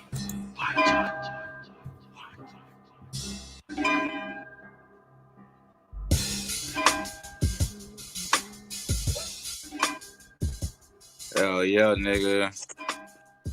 And I'm trying to tell you, all it just avails you the ability to see what the fuck he's trying to encapsulate in these bars. Like even when we had the two big heads of scientists, that's Yakub and Yashmal. Those are supposed to be the two motherfuckers that created white people. And every time I let semen drop, I create a legacy of super demigods. So we had we had a bunch of demigods. Like I'm trying to tell you, like if you really like go in and you start breaking down, some nigga on YouTube, shout him out. I can't think of his name right now, but a nigga on YouTube did a reaction. Mr. Wack. What he said? I am Mr. Wack did an LSD reaction. Yo, a nigga did an LSD reaction, nigga, and he was hyped. And like I said, we might even just do the unreleased third verse because we had some crazy shit come for the third verse because the nigga say something about Doc. Like I said, bro, it's just a bunch of little game that y'all like. It'll really put, like I said, bro, it put images to shit where instead of nigga just saying some shit and we be like, what he saying? Like you literally see Doc Ellis and you be like, oh, bro, it's a picture. Oh, what Doc Ellis did? Oh, bro was high on LSD one day and pitched the perfect game. And then you'll be like, oh shit. So everything he's talking about has to do with LSD. He talked about Moses liberating social divide. They explained to you when Moses went up on the mount and they came down and his wife looked at him and was like, Moses, your eyes. They said his eyes was bloodshot red. I guess they said he drank wine and some weird shit, but remember they said he met up with the burning bush that was on fire but wasn't burning. Some odd shit like that they told you in the Bible. So like I said, a lot of that shit, bro, was in the shit, bro. And it was the fact that you're able to get like we had the motherfucking the lightsaber. My lightsaber's dark. And that go back to some Kabbalah shit. And dark is the birth. That's where you come from your mother. Like it actually where you come from the darkness, nigga. That's a motherfucking you being born in the darkness, nigga, for 9 months, nigga, and coming to the light. It nigga the Spike Lee nigga, the Spike Lee directs nigga. You seen how we had like I said, bro. Already. Spike directs. A lot of the shits, bro. A lot of the shits is supposed to. And then he said my mental lexicon is Sumerian dialect. So we had the Sumerian dialect in the back of the screen. He said I'm a living speaking dictionary. So he put his face inside of a book. So like everything, like it made it a lot easier. I'm trying to tell you, I that nigga that reacted to the video, it made me see how a lot of regular niggas look at it. Cause he like, bro, that what he like. He loved the video. And then when he heard when he went and heard the third verse, he was like, man, I wish they would have did the visual to this. And I heard Cambot on another nigga interview, and they was speaking, and he was like, bro, y'all gotta go check out the LSD visual. Like I said, we getting traction, bro. Got hella shit coming, bro. So yeah, stay tuned. We gotta just keep on working, bro. Y'all boy, like I said, bro, we just gotta keep on supporting everybody and shit, bro. Like I said, we fucking. Where you got that shirt from, nigga? Hey, matter of fact, I wish Yaya would have came in here because Yaya would have came in here with the baby. Yaya would have came in here with the baby shark. I had on the daddy shark. Yaya was the baby shark. You know, usually I'm always in my black privilege gear, but I might even wear this shirt on the next podcast just to fuck everybody up because I want Yaya in here with me with the baby shark. I don't go fuck with y'all, man. You stupid, bro. That podcast like 8 days from now, bro. But hey, I'm fucking with y'all, bro. I'm talking about Lil Haiti, bro. Every time you come through, bro, you make this shit magic, bro. You gotta keep on coming through, bro, cause we fucking with you, bro. Hey, yeah. Whenever, man. Whenever, man. Hey, we're gonna be in contact, bro, cause I need to hit you up, because I wanted to ask you like how to, cause I wanted to really look into like buying some homes, and I was trying to find like absentee homeowners. So I wanted to find niggas that had houses and like niggas like Scoop family. You know them American niggas. They always got land and shit that they grandma had, and they want to sell it to me.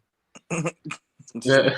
I'm trying, like, I want to talk to you off this shit, because, like I said, and we also still thinking about your course, bro. I want us to do that shit, little Haiti. I don't know what day maybe we just come on here, me and you personally, nigga, and we just go back and forth on some straight real estate shit. School, and anybody could tune in, but I'm just saying, Or you can pull up. it's just gonna be straight real estate.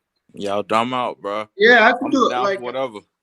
now I want to do a course actually because I feel like there's some information we need to get out there. Yeah, but yeah, we could do that. You need a more passive income. I'm trying to tell you, we all need a different stream of income, and that's what I'm Yeah. trying to tell you. School, me, fucking Swab, bro. By the end of this year, bro, we should all be within real estate, bro. Cause we got somebody like you around us, bro, that's making it actually practical, bro. If we sit around bullshit, that's what I'm saying. We gotta always open up our streams of income, bro. Whatever one of us doing, bro, we gotta, you feel me, figure out what's going That's a on, bro. fact. We gotta get in. Yeah, bro. We gotta move like them crackers moving, bro. Make Like, ourselves a resource, Yeah. bro. Make ourselves a resource, my nigga. whenever they got I mean- Uber coming out, they have shit called angel investors where they send it to these crackers first, nigga, and they invest first, nigga. So that's how I want to be, bro. What you saying, lady? Yeah, like I've been wanting to do the class. Like I can write it. It's just like somebody to put it together. I don't know. That's not my skill. Like I don't know how to put it together. So That's it's that's going to be like a syllabus, a curriculum. But hey, Scoop, if like, you want to what is slide, it? we don't want to hold you too long, bro. So if you want to I'm slide, gonna fuck with y'all though. fuck with you, bro. Uh, For sure. Yeah, so I want to have like whiteboard, like right as I'm explaining and stuff like that, making like visuals and stuff like that, like something very interactive. So like, say, okay, so real estate's a topic. What are the branches that you really feel like, top 3 branches that you feel like you actually need to teach? I need to teach first and foremost, investing, like different type of investings, how to So get is into it. about the brokerage? Like, Huh? what are you really? Okay, what are you trying to teach people? What are they gonna get from you at the end of the day? Let me get to At that. the end of the day, I want after the class, after somebody, I want to make it like a 3-part series. Mm-hmm. The first series is different ways to become homeowner first, and benefits and everything, how to look for programs and things like that, what to look for when you're buying a home and things like that.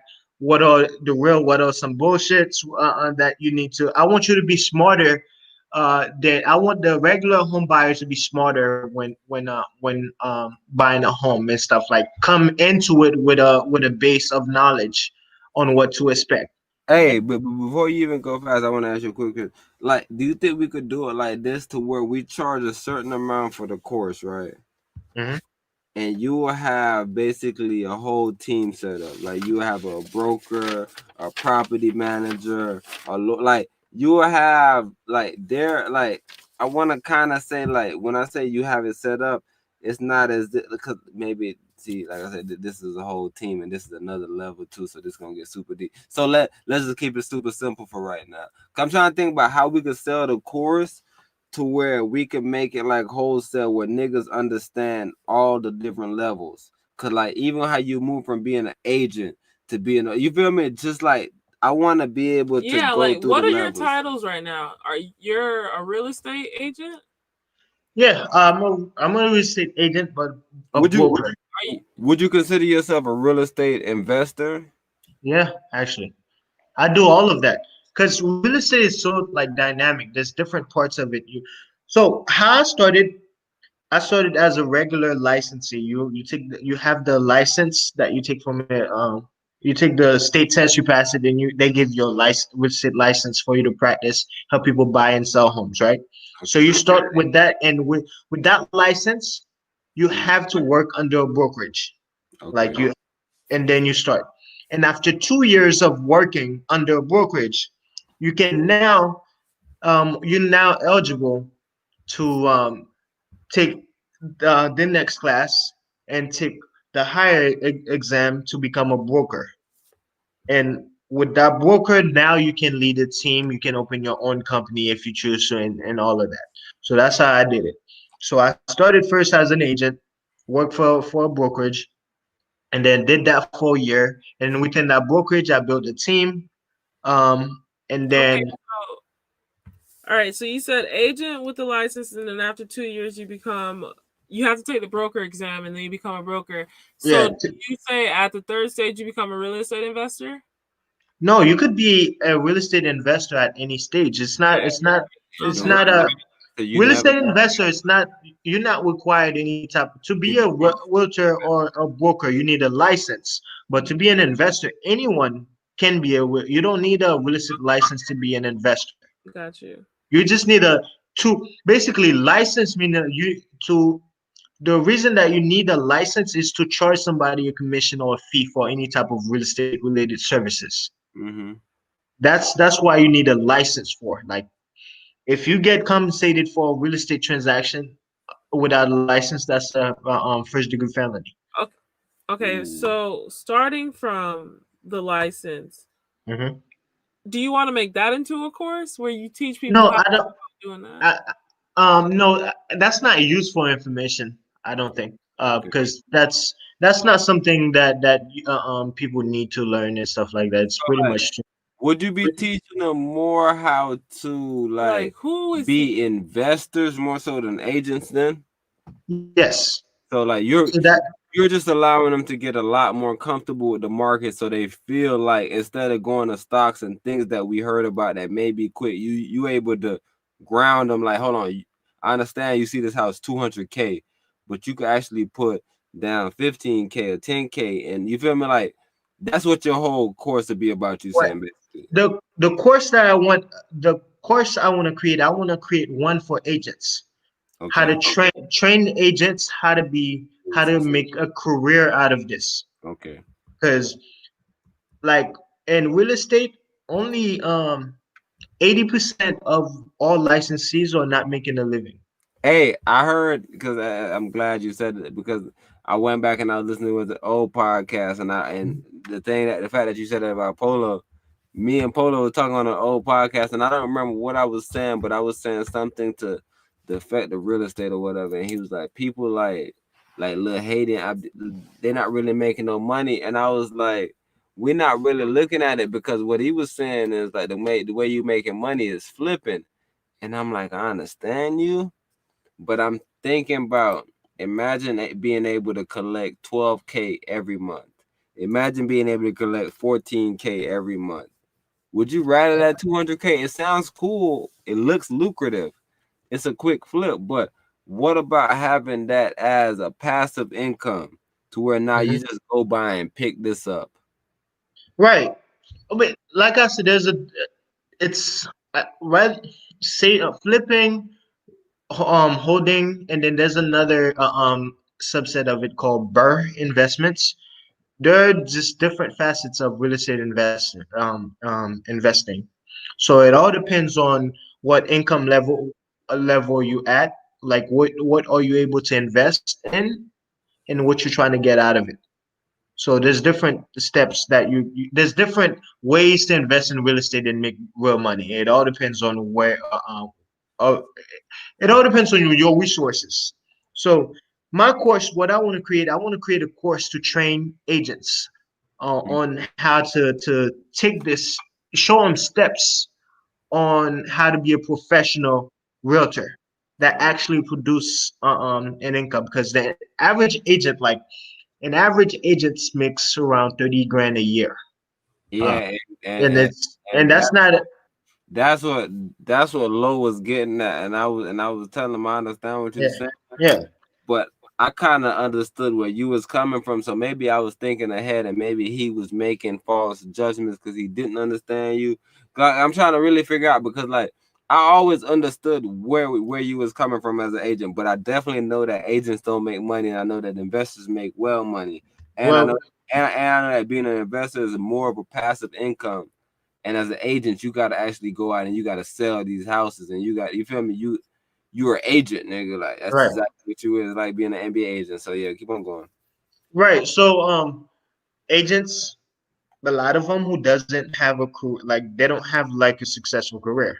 Hmm. To make real money, you have to be uh, um, in the top 10% on the states, and that's where you make around 60 grand and up, and then top 1% that makes six figures and multi time over, and that's where we're trying to teach people on how to be the top 10 at least.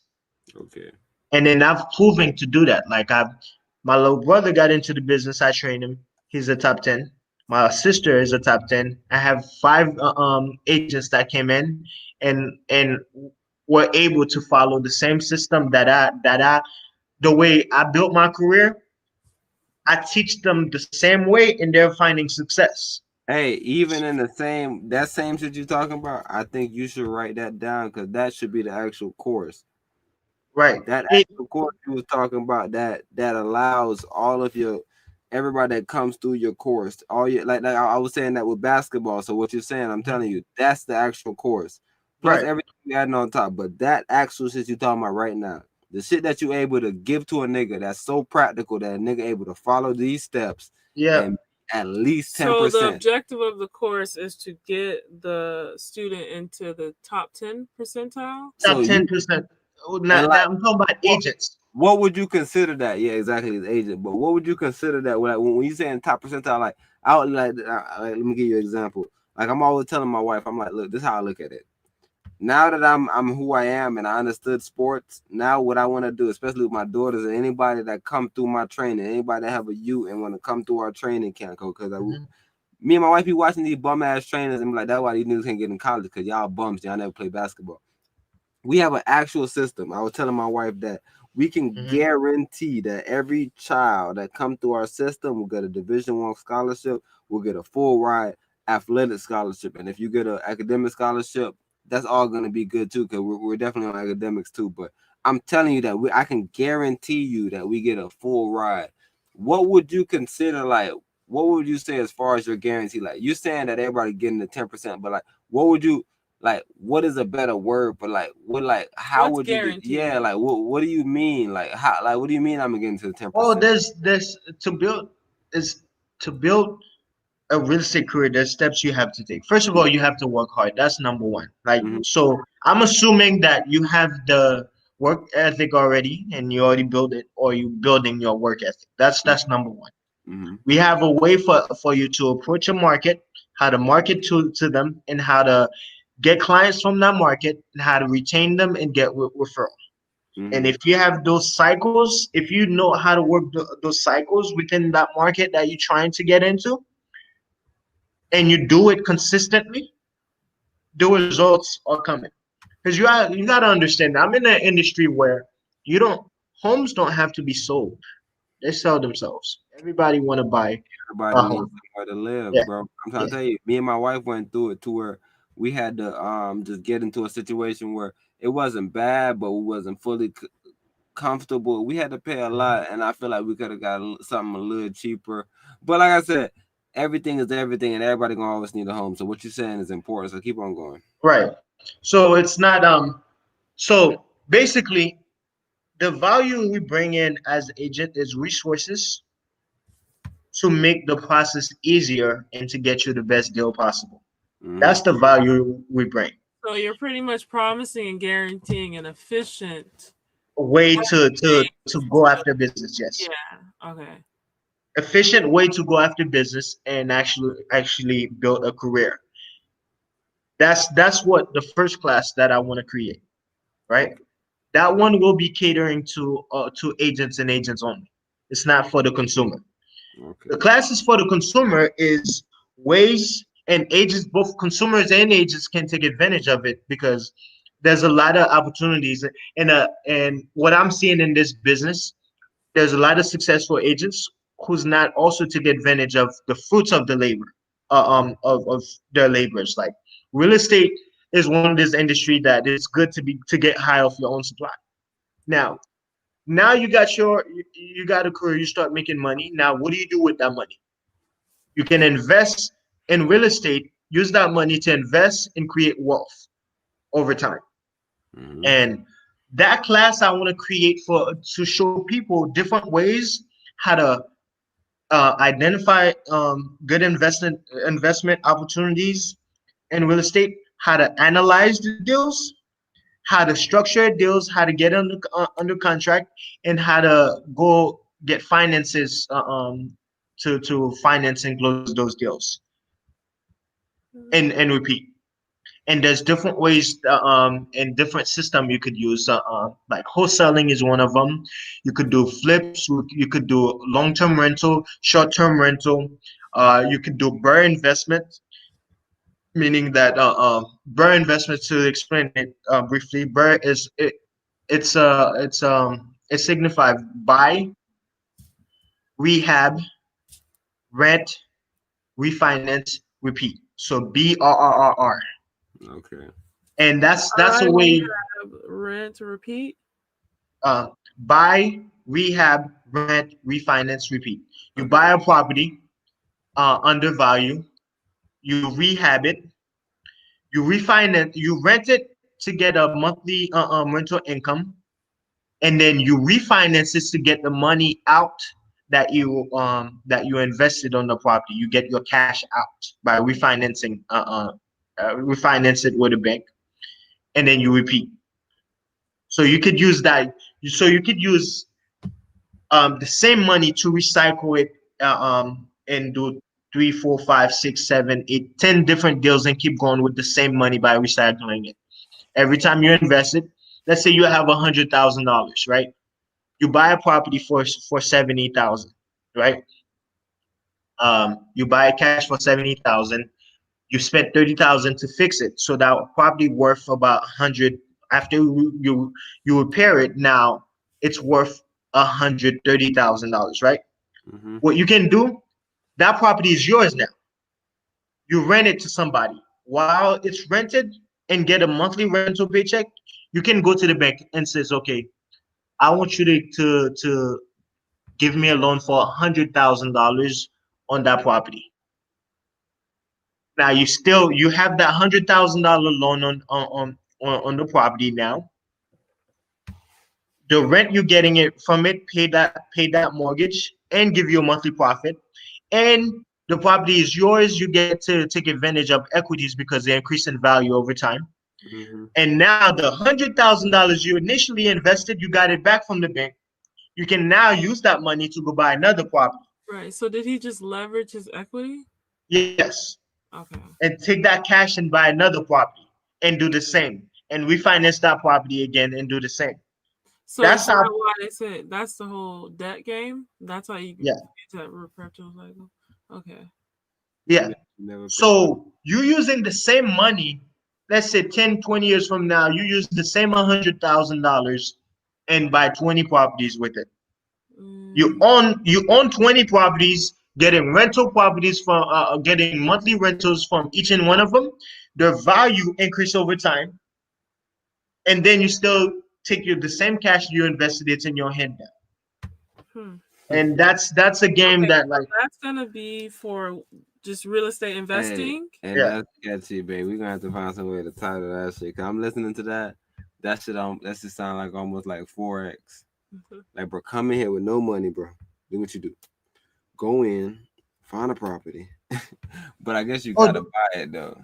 Mhm. All right, so like, what do you have for me? Say like I come in and I'm like, bro, I got $500 to invest, bro.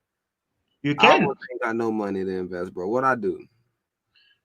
you can identify a nice property. You can actually go around your neighborhood and you notice a property vacant. I can teach you on how to find the owner, Mm-hmm. write him a letter, and put an offer to buy it and sell that So contract. is this a third class or where does this class come in? That's another way that you can make money investing in real estate. And this is the Mm. catch class. This is the class for a nigga, cause you know niggas always like $500 or less how to invest in the fucking real Right, estate. Mhm. This what this class about. right. When you don't It's need no money, you gonna find the property, you get it under contract, but you get the contract and then now you call a buyer, investor, because investors when they want to buy, or you call Mhm. somebody and you That you sell the know. property, and now you sell that property, but you never bought the property. This nigga technically paying for the property, like he was saying, for $2 million.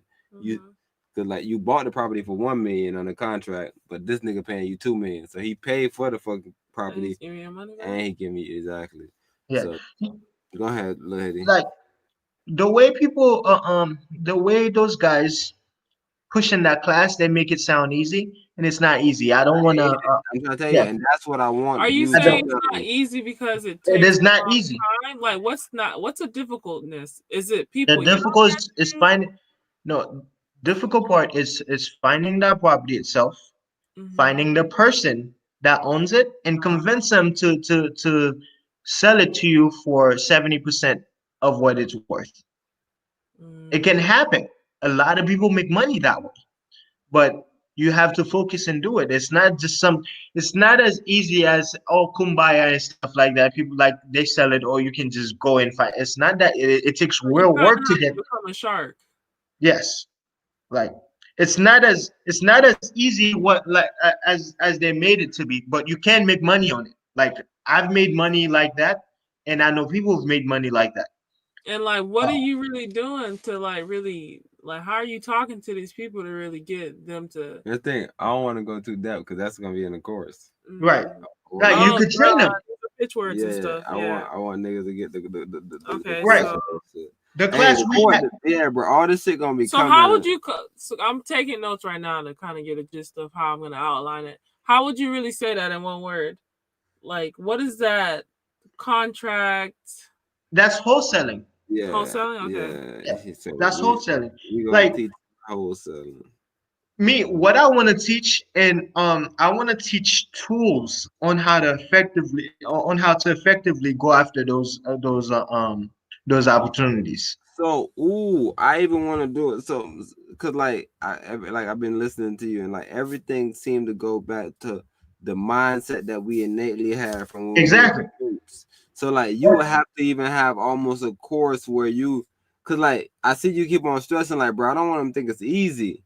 But like me and my wife, like we listening to like Robert Kiyosaki, Jamal King, and we hearing these brothers, and they're telling you like it ain't easy, but like when they're telling you the benefits, it's like, hold on, what you mean this ain't easy? This shit seems like what I need to do. And if I need to do it, why wouldn't it be easy? But I see what you're saying. It's not easy in the sense like you can't just come in here and sit down and chill.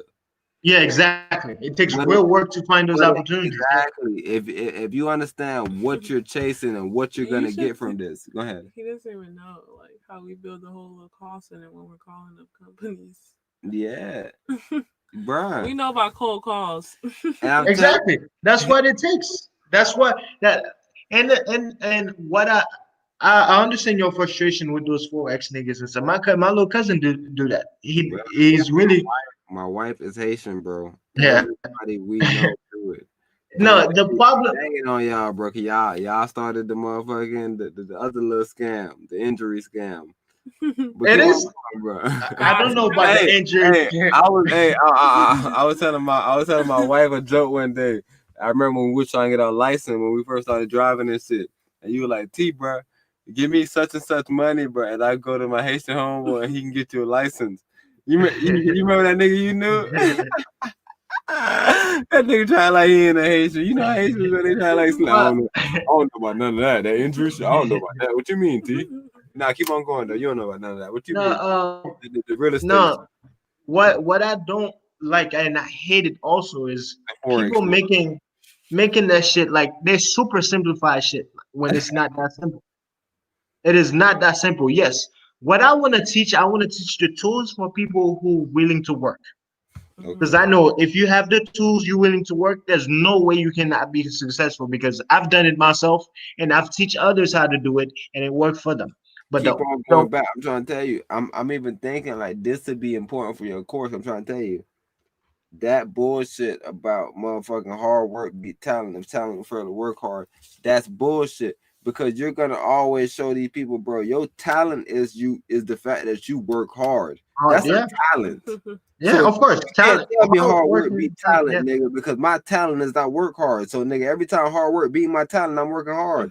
So that means I'm more talented.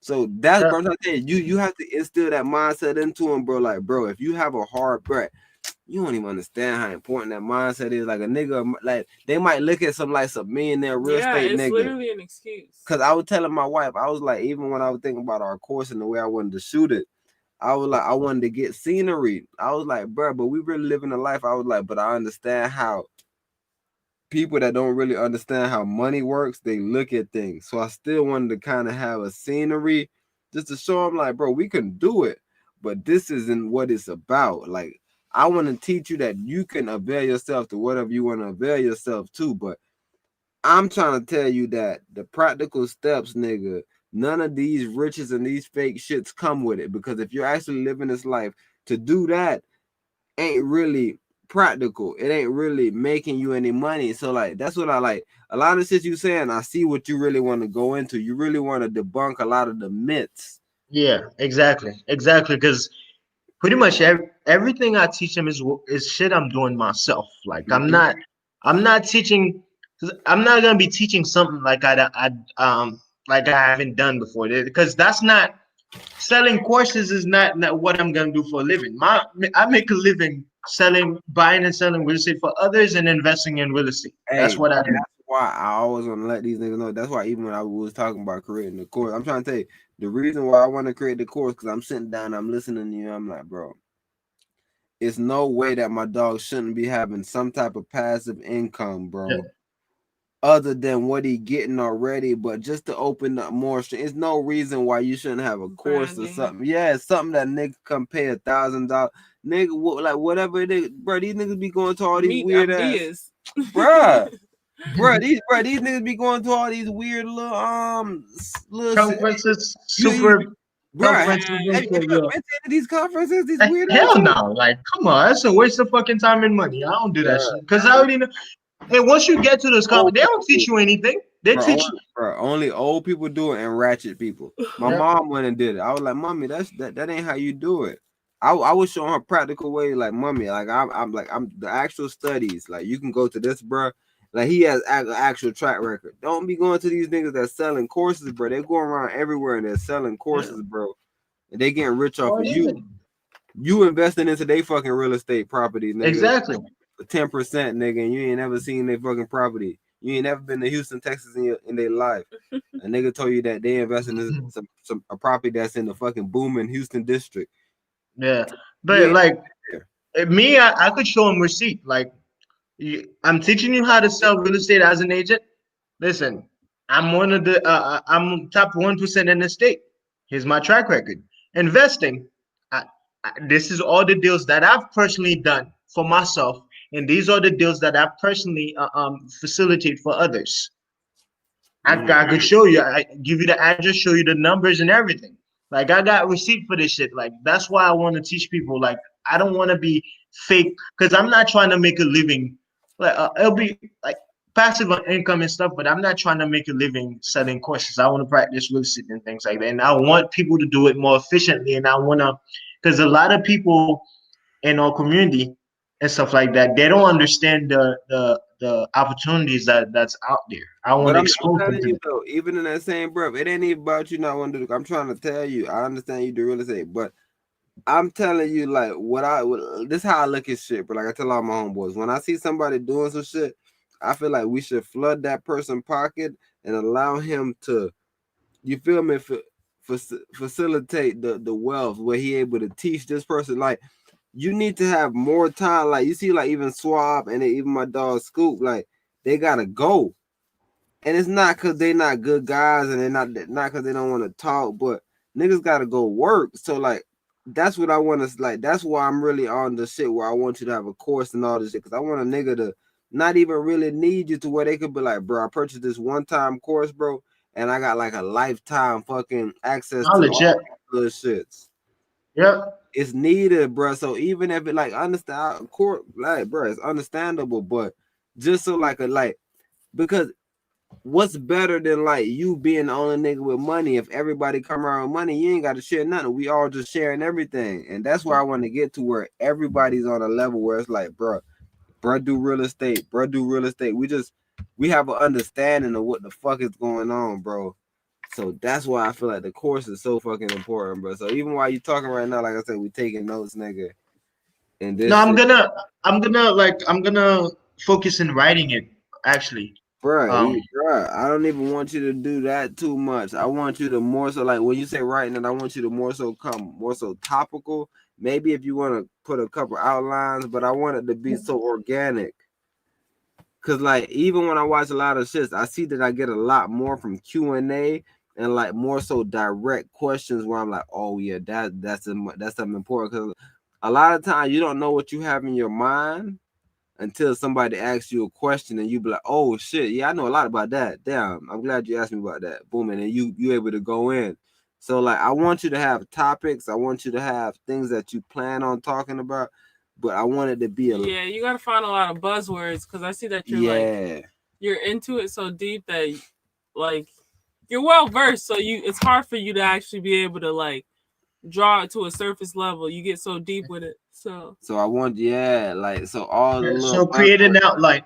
I'm gonna yeah. create an outline. Ooh. with the buzzwords or buzz topics So that are hot. Anything you hear on social media, anything you think like, all right, well, I could say this and I can kind of cover Because this. right now you have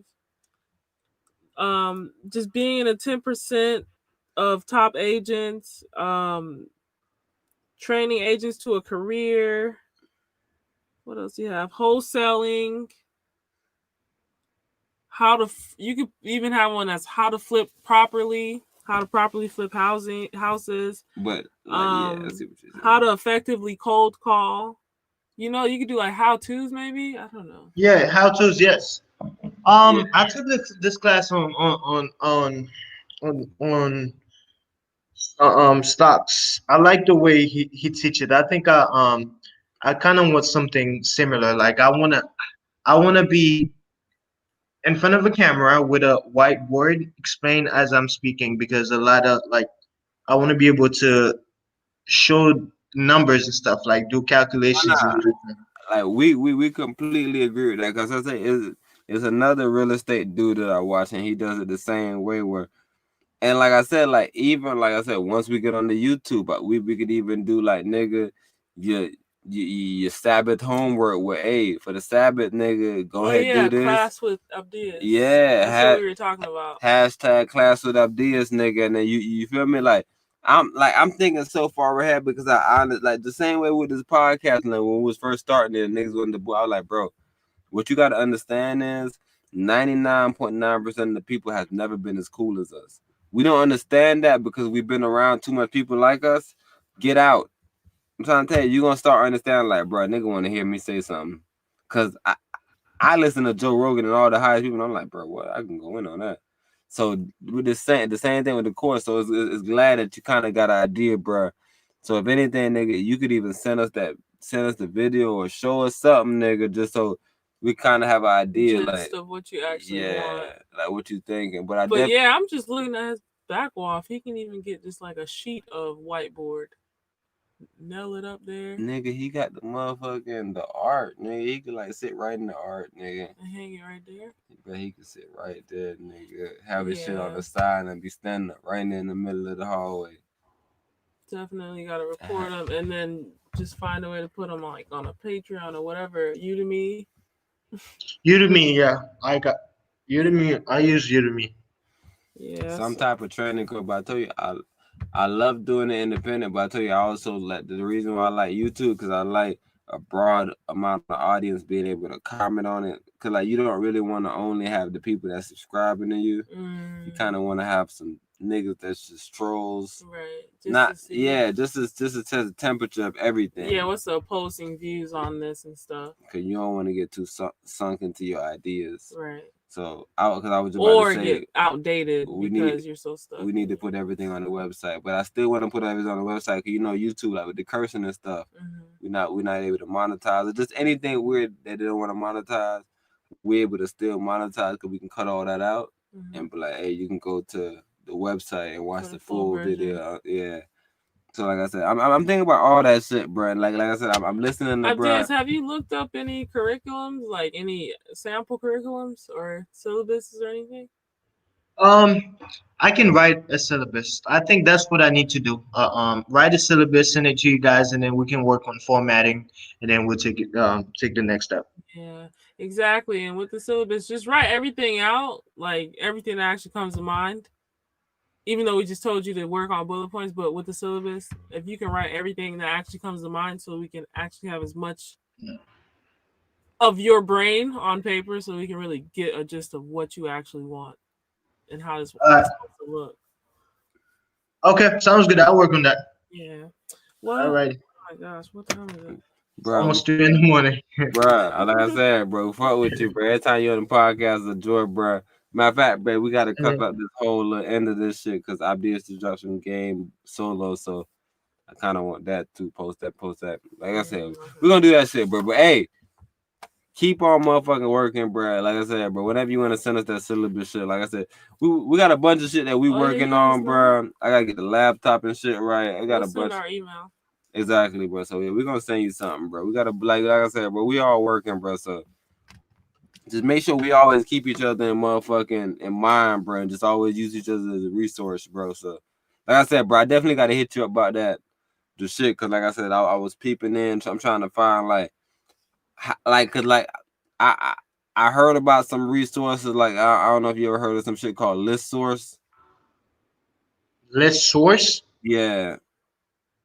No, I don't think I've heard of it. What is this? It's a couple like List Source is almost where you can go on and you can find out like who owns the house, and you can technically find like if the mailing address is the same as the house address. So like these are different ways to basically find in-home something. Find absentee homeowners. Absentee homeowners. So I was asked like, but I don't really want you to drop no game because, like I said, I want to put this in the course too, where like we have actual tangible shit. Like I always tell my wife, yeah, like where you could be like, hey, you can call this number after we done with the podcast, and you able to get some resource. Like I said, it's a lot of shit. So I don't know what you saying. Yeah, I know what you're talking about, but as far as finding who owns a home, it's really easy to do. You don't need to buy a program for it. You can, yeah, you can. That's something that people don't know that I can teach them. Like, see, and that's the thing, because like I said, but we got to talk about this talk because I don't really want to give him too much. But me and my wife, I would tell her that, like, because like I said, like we looking at different shit too, and I was asking her like, how do you get to a point that you limit them and you basically like, how do you find a good like I said, this is even a part of the course. How do you find a good home? Because like I'm even thinking about that, like how do you limit your search to be able to actually find something that you want? Because you definitely don't want to find something that you never really visited like that, because that's bad. Because you don't know the area, so you don't really. It's kind of that's something I want to teach. How to do property analysis, how to do the numbers. Those are what you call this fundamentals that you need to know that I can teach. Like, there's real fundamentals that you need to know in order to go out there. That's what I want to teach. The fundamentals, the techniques and stuff, and then how to identify and take advantage. The only thing I can teach is the hard work part. But all the tools, I can teach that. Hey, but it's the same thing within that same course. I told you the mindset, like I always tell my wife, the mindset comes from watching full podcasts, listening to a Joe Rogan. Like I was saying, like whatever artist you like, go watch their lives. If you start thinking you're not good enough, go watch how these niggas bad is, and you be like, my bad ain't never that bad. That nigga suck. I'm trying to tell you, that's why I love this whole new system where niggas got lives. That's why a lot of these motherfuckers run from that long form, because they don't really want you to see, oh, I got a lot of weaknesses. I got one strength, and I'm gonna push that. But like I told you, like to really get into your own, bro, we really got to start seeing these motherfuckers naked in a sense, like they used to say back in the days, nigga, lift up the motherfucking skirt. You feel me? Like once everybody naked, nigga, you can't pretend to be somebody. And that's why I really want this course, bro. Cause like I feel like a lot of niggas is selling shit, bro. And that's why a lot of us not fucking with, like, real estate is one shit that I see black people not fucking with, bro. Yeah. Bro, and it's unfortunate. You know how much seminars I see? Seminars always free. You talking about paying for seminars? Seminars always free, bro. every time I'm on YouTube, a nigga be like, hey, it's a free seminar, because like I'm always on there on my real estate shit. So they're like, damn, why you doing so much studying, but you're not going to no free seminars? So they peeping me too. That's why I'm saying I love when I'm talking to you, because it's so practical. That's what I'm telling you, bro. Honest, you don't even understand what it's gonna do, but I know what it's gonna do. It's so practical, bro. Nigga gonna hear this shit and be like, damn, what he said? Hold on, what? That's all you gotta do? That shit don't sound easy, but nigga, what else I gotta do? What else do I have to do? I'm trying to tell you, bro, but No, I got a lot of pain. The first thing, like when I teach it, like my first section is not even gonna be about investing itself. I wanna teach somebody how to efficiently and how to properly go about just become a homeowner. The cheapest way to go about it and do it with the less stress as possible. like I said, bro, you don't have to worry about the mindset part, because like I said, I'm probably gonna cut up random videos, random little clips. I'm trying to tell you, mindset come from seeing how your favorite people, your favorite celebrities, whoever you feel like is doing something, you have to see how they, like, you have to see, like, I'm trying to tell you, long form, bro, is so important to me, bro, because it gives you like a fair, like, gist of like how you can be. Because a lot of time, bro, when niggas got the short format, they could pretend to be somebody, bro, and that's what I'm telling you, bro. Like, you don't understand how important it is, bro, for niggas to actually give it up. Bro, we gonna fuck with you, bro. Safety, bro. My wife All right, man. how important it is, bro. Bro, how long we been going, bro? How long we been going? This is Almost like almost 6 6 hours, hours. 5:52. Niggas gonna fuck with this shit. Nigga be like, nigga got a 6-hour podcast. Hey, fuck with you, bro. Definitely gotta chop it up, yeah. Bro, like I said, bro, I'm gonna hit you up, bro. So stay tuned. All right, sounds good, man. Good night. Yeah. Later, good night.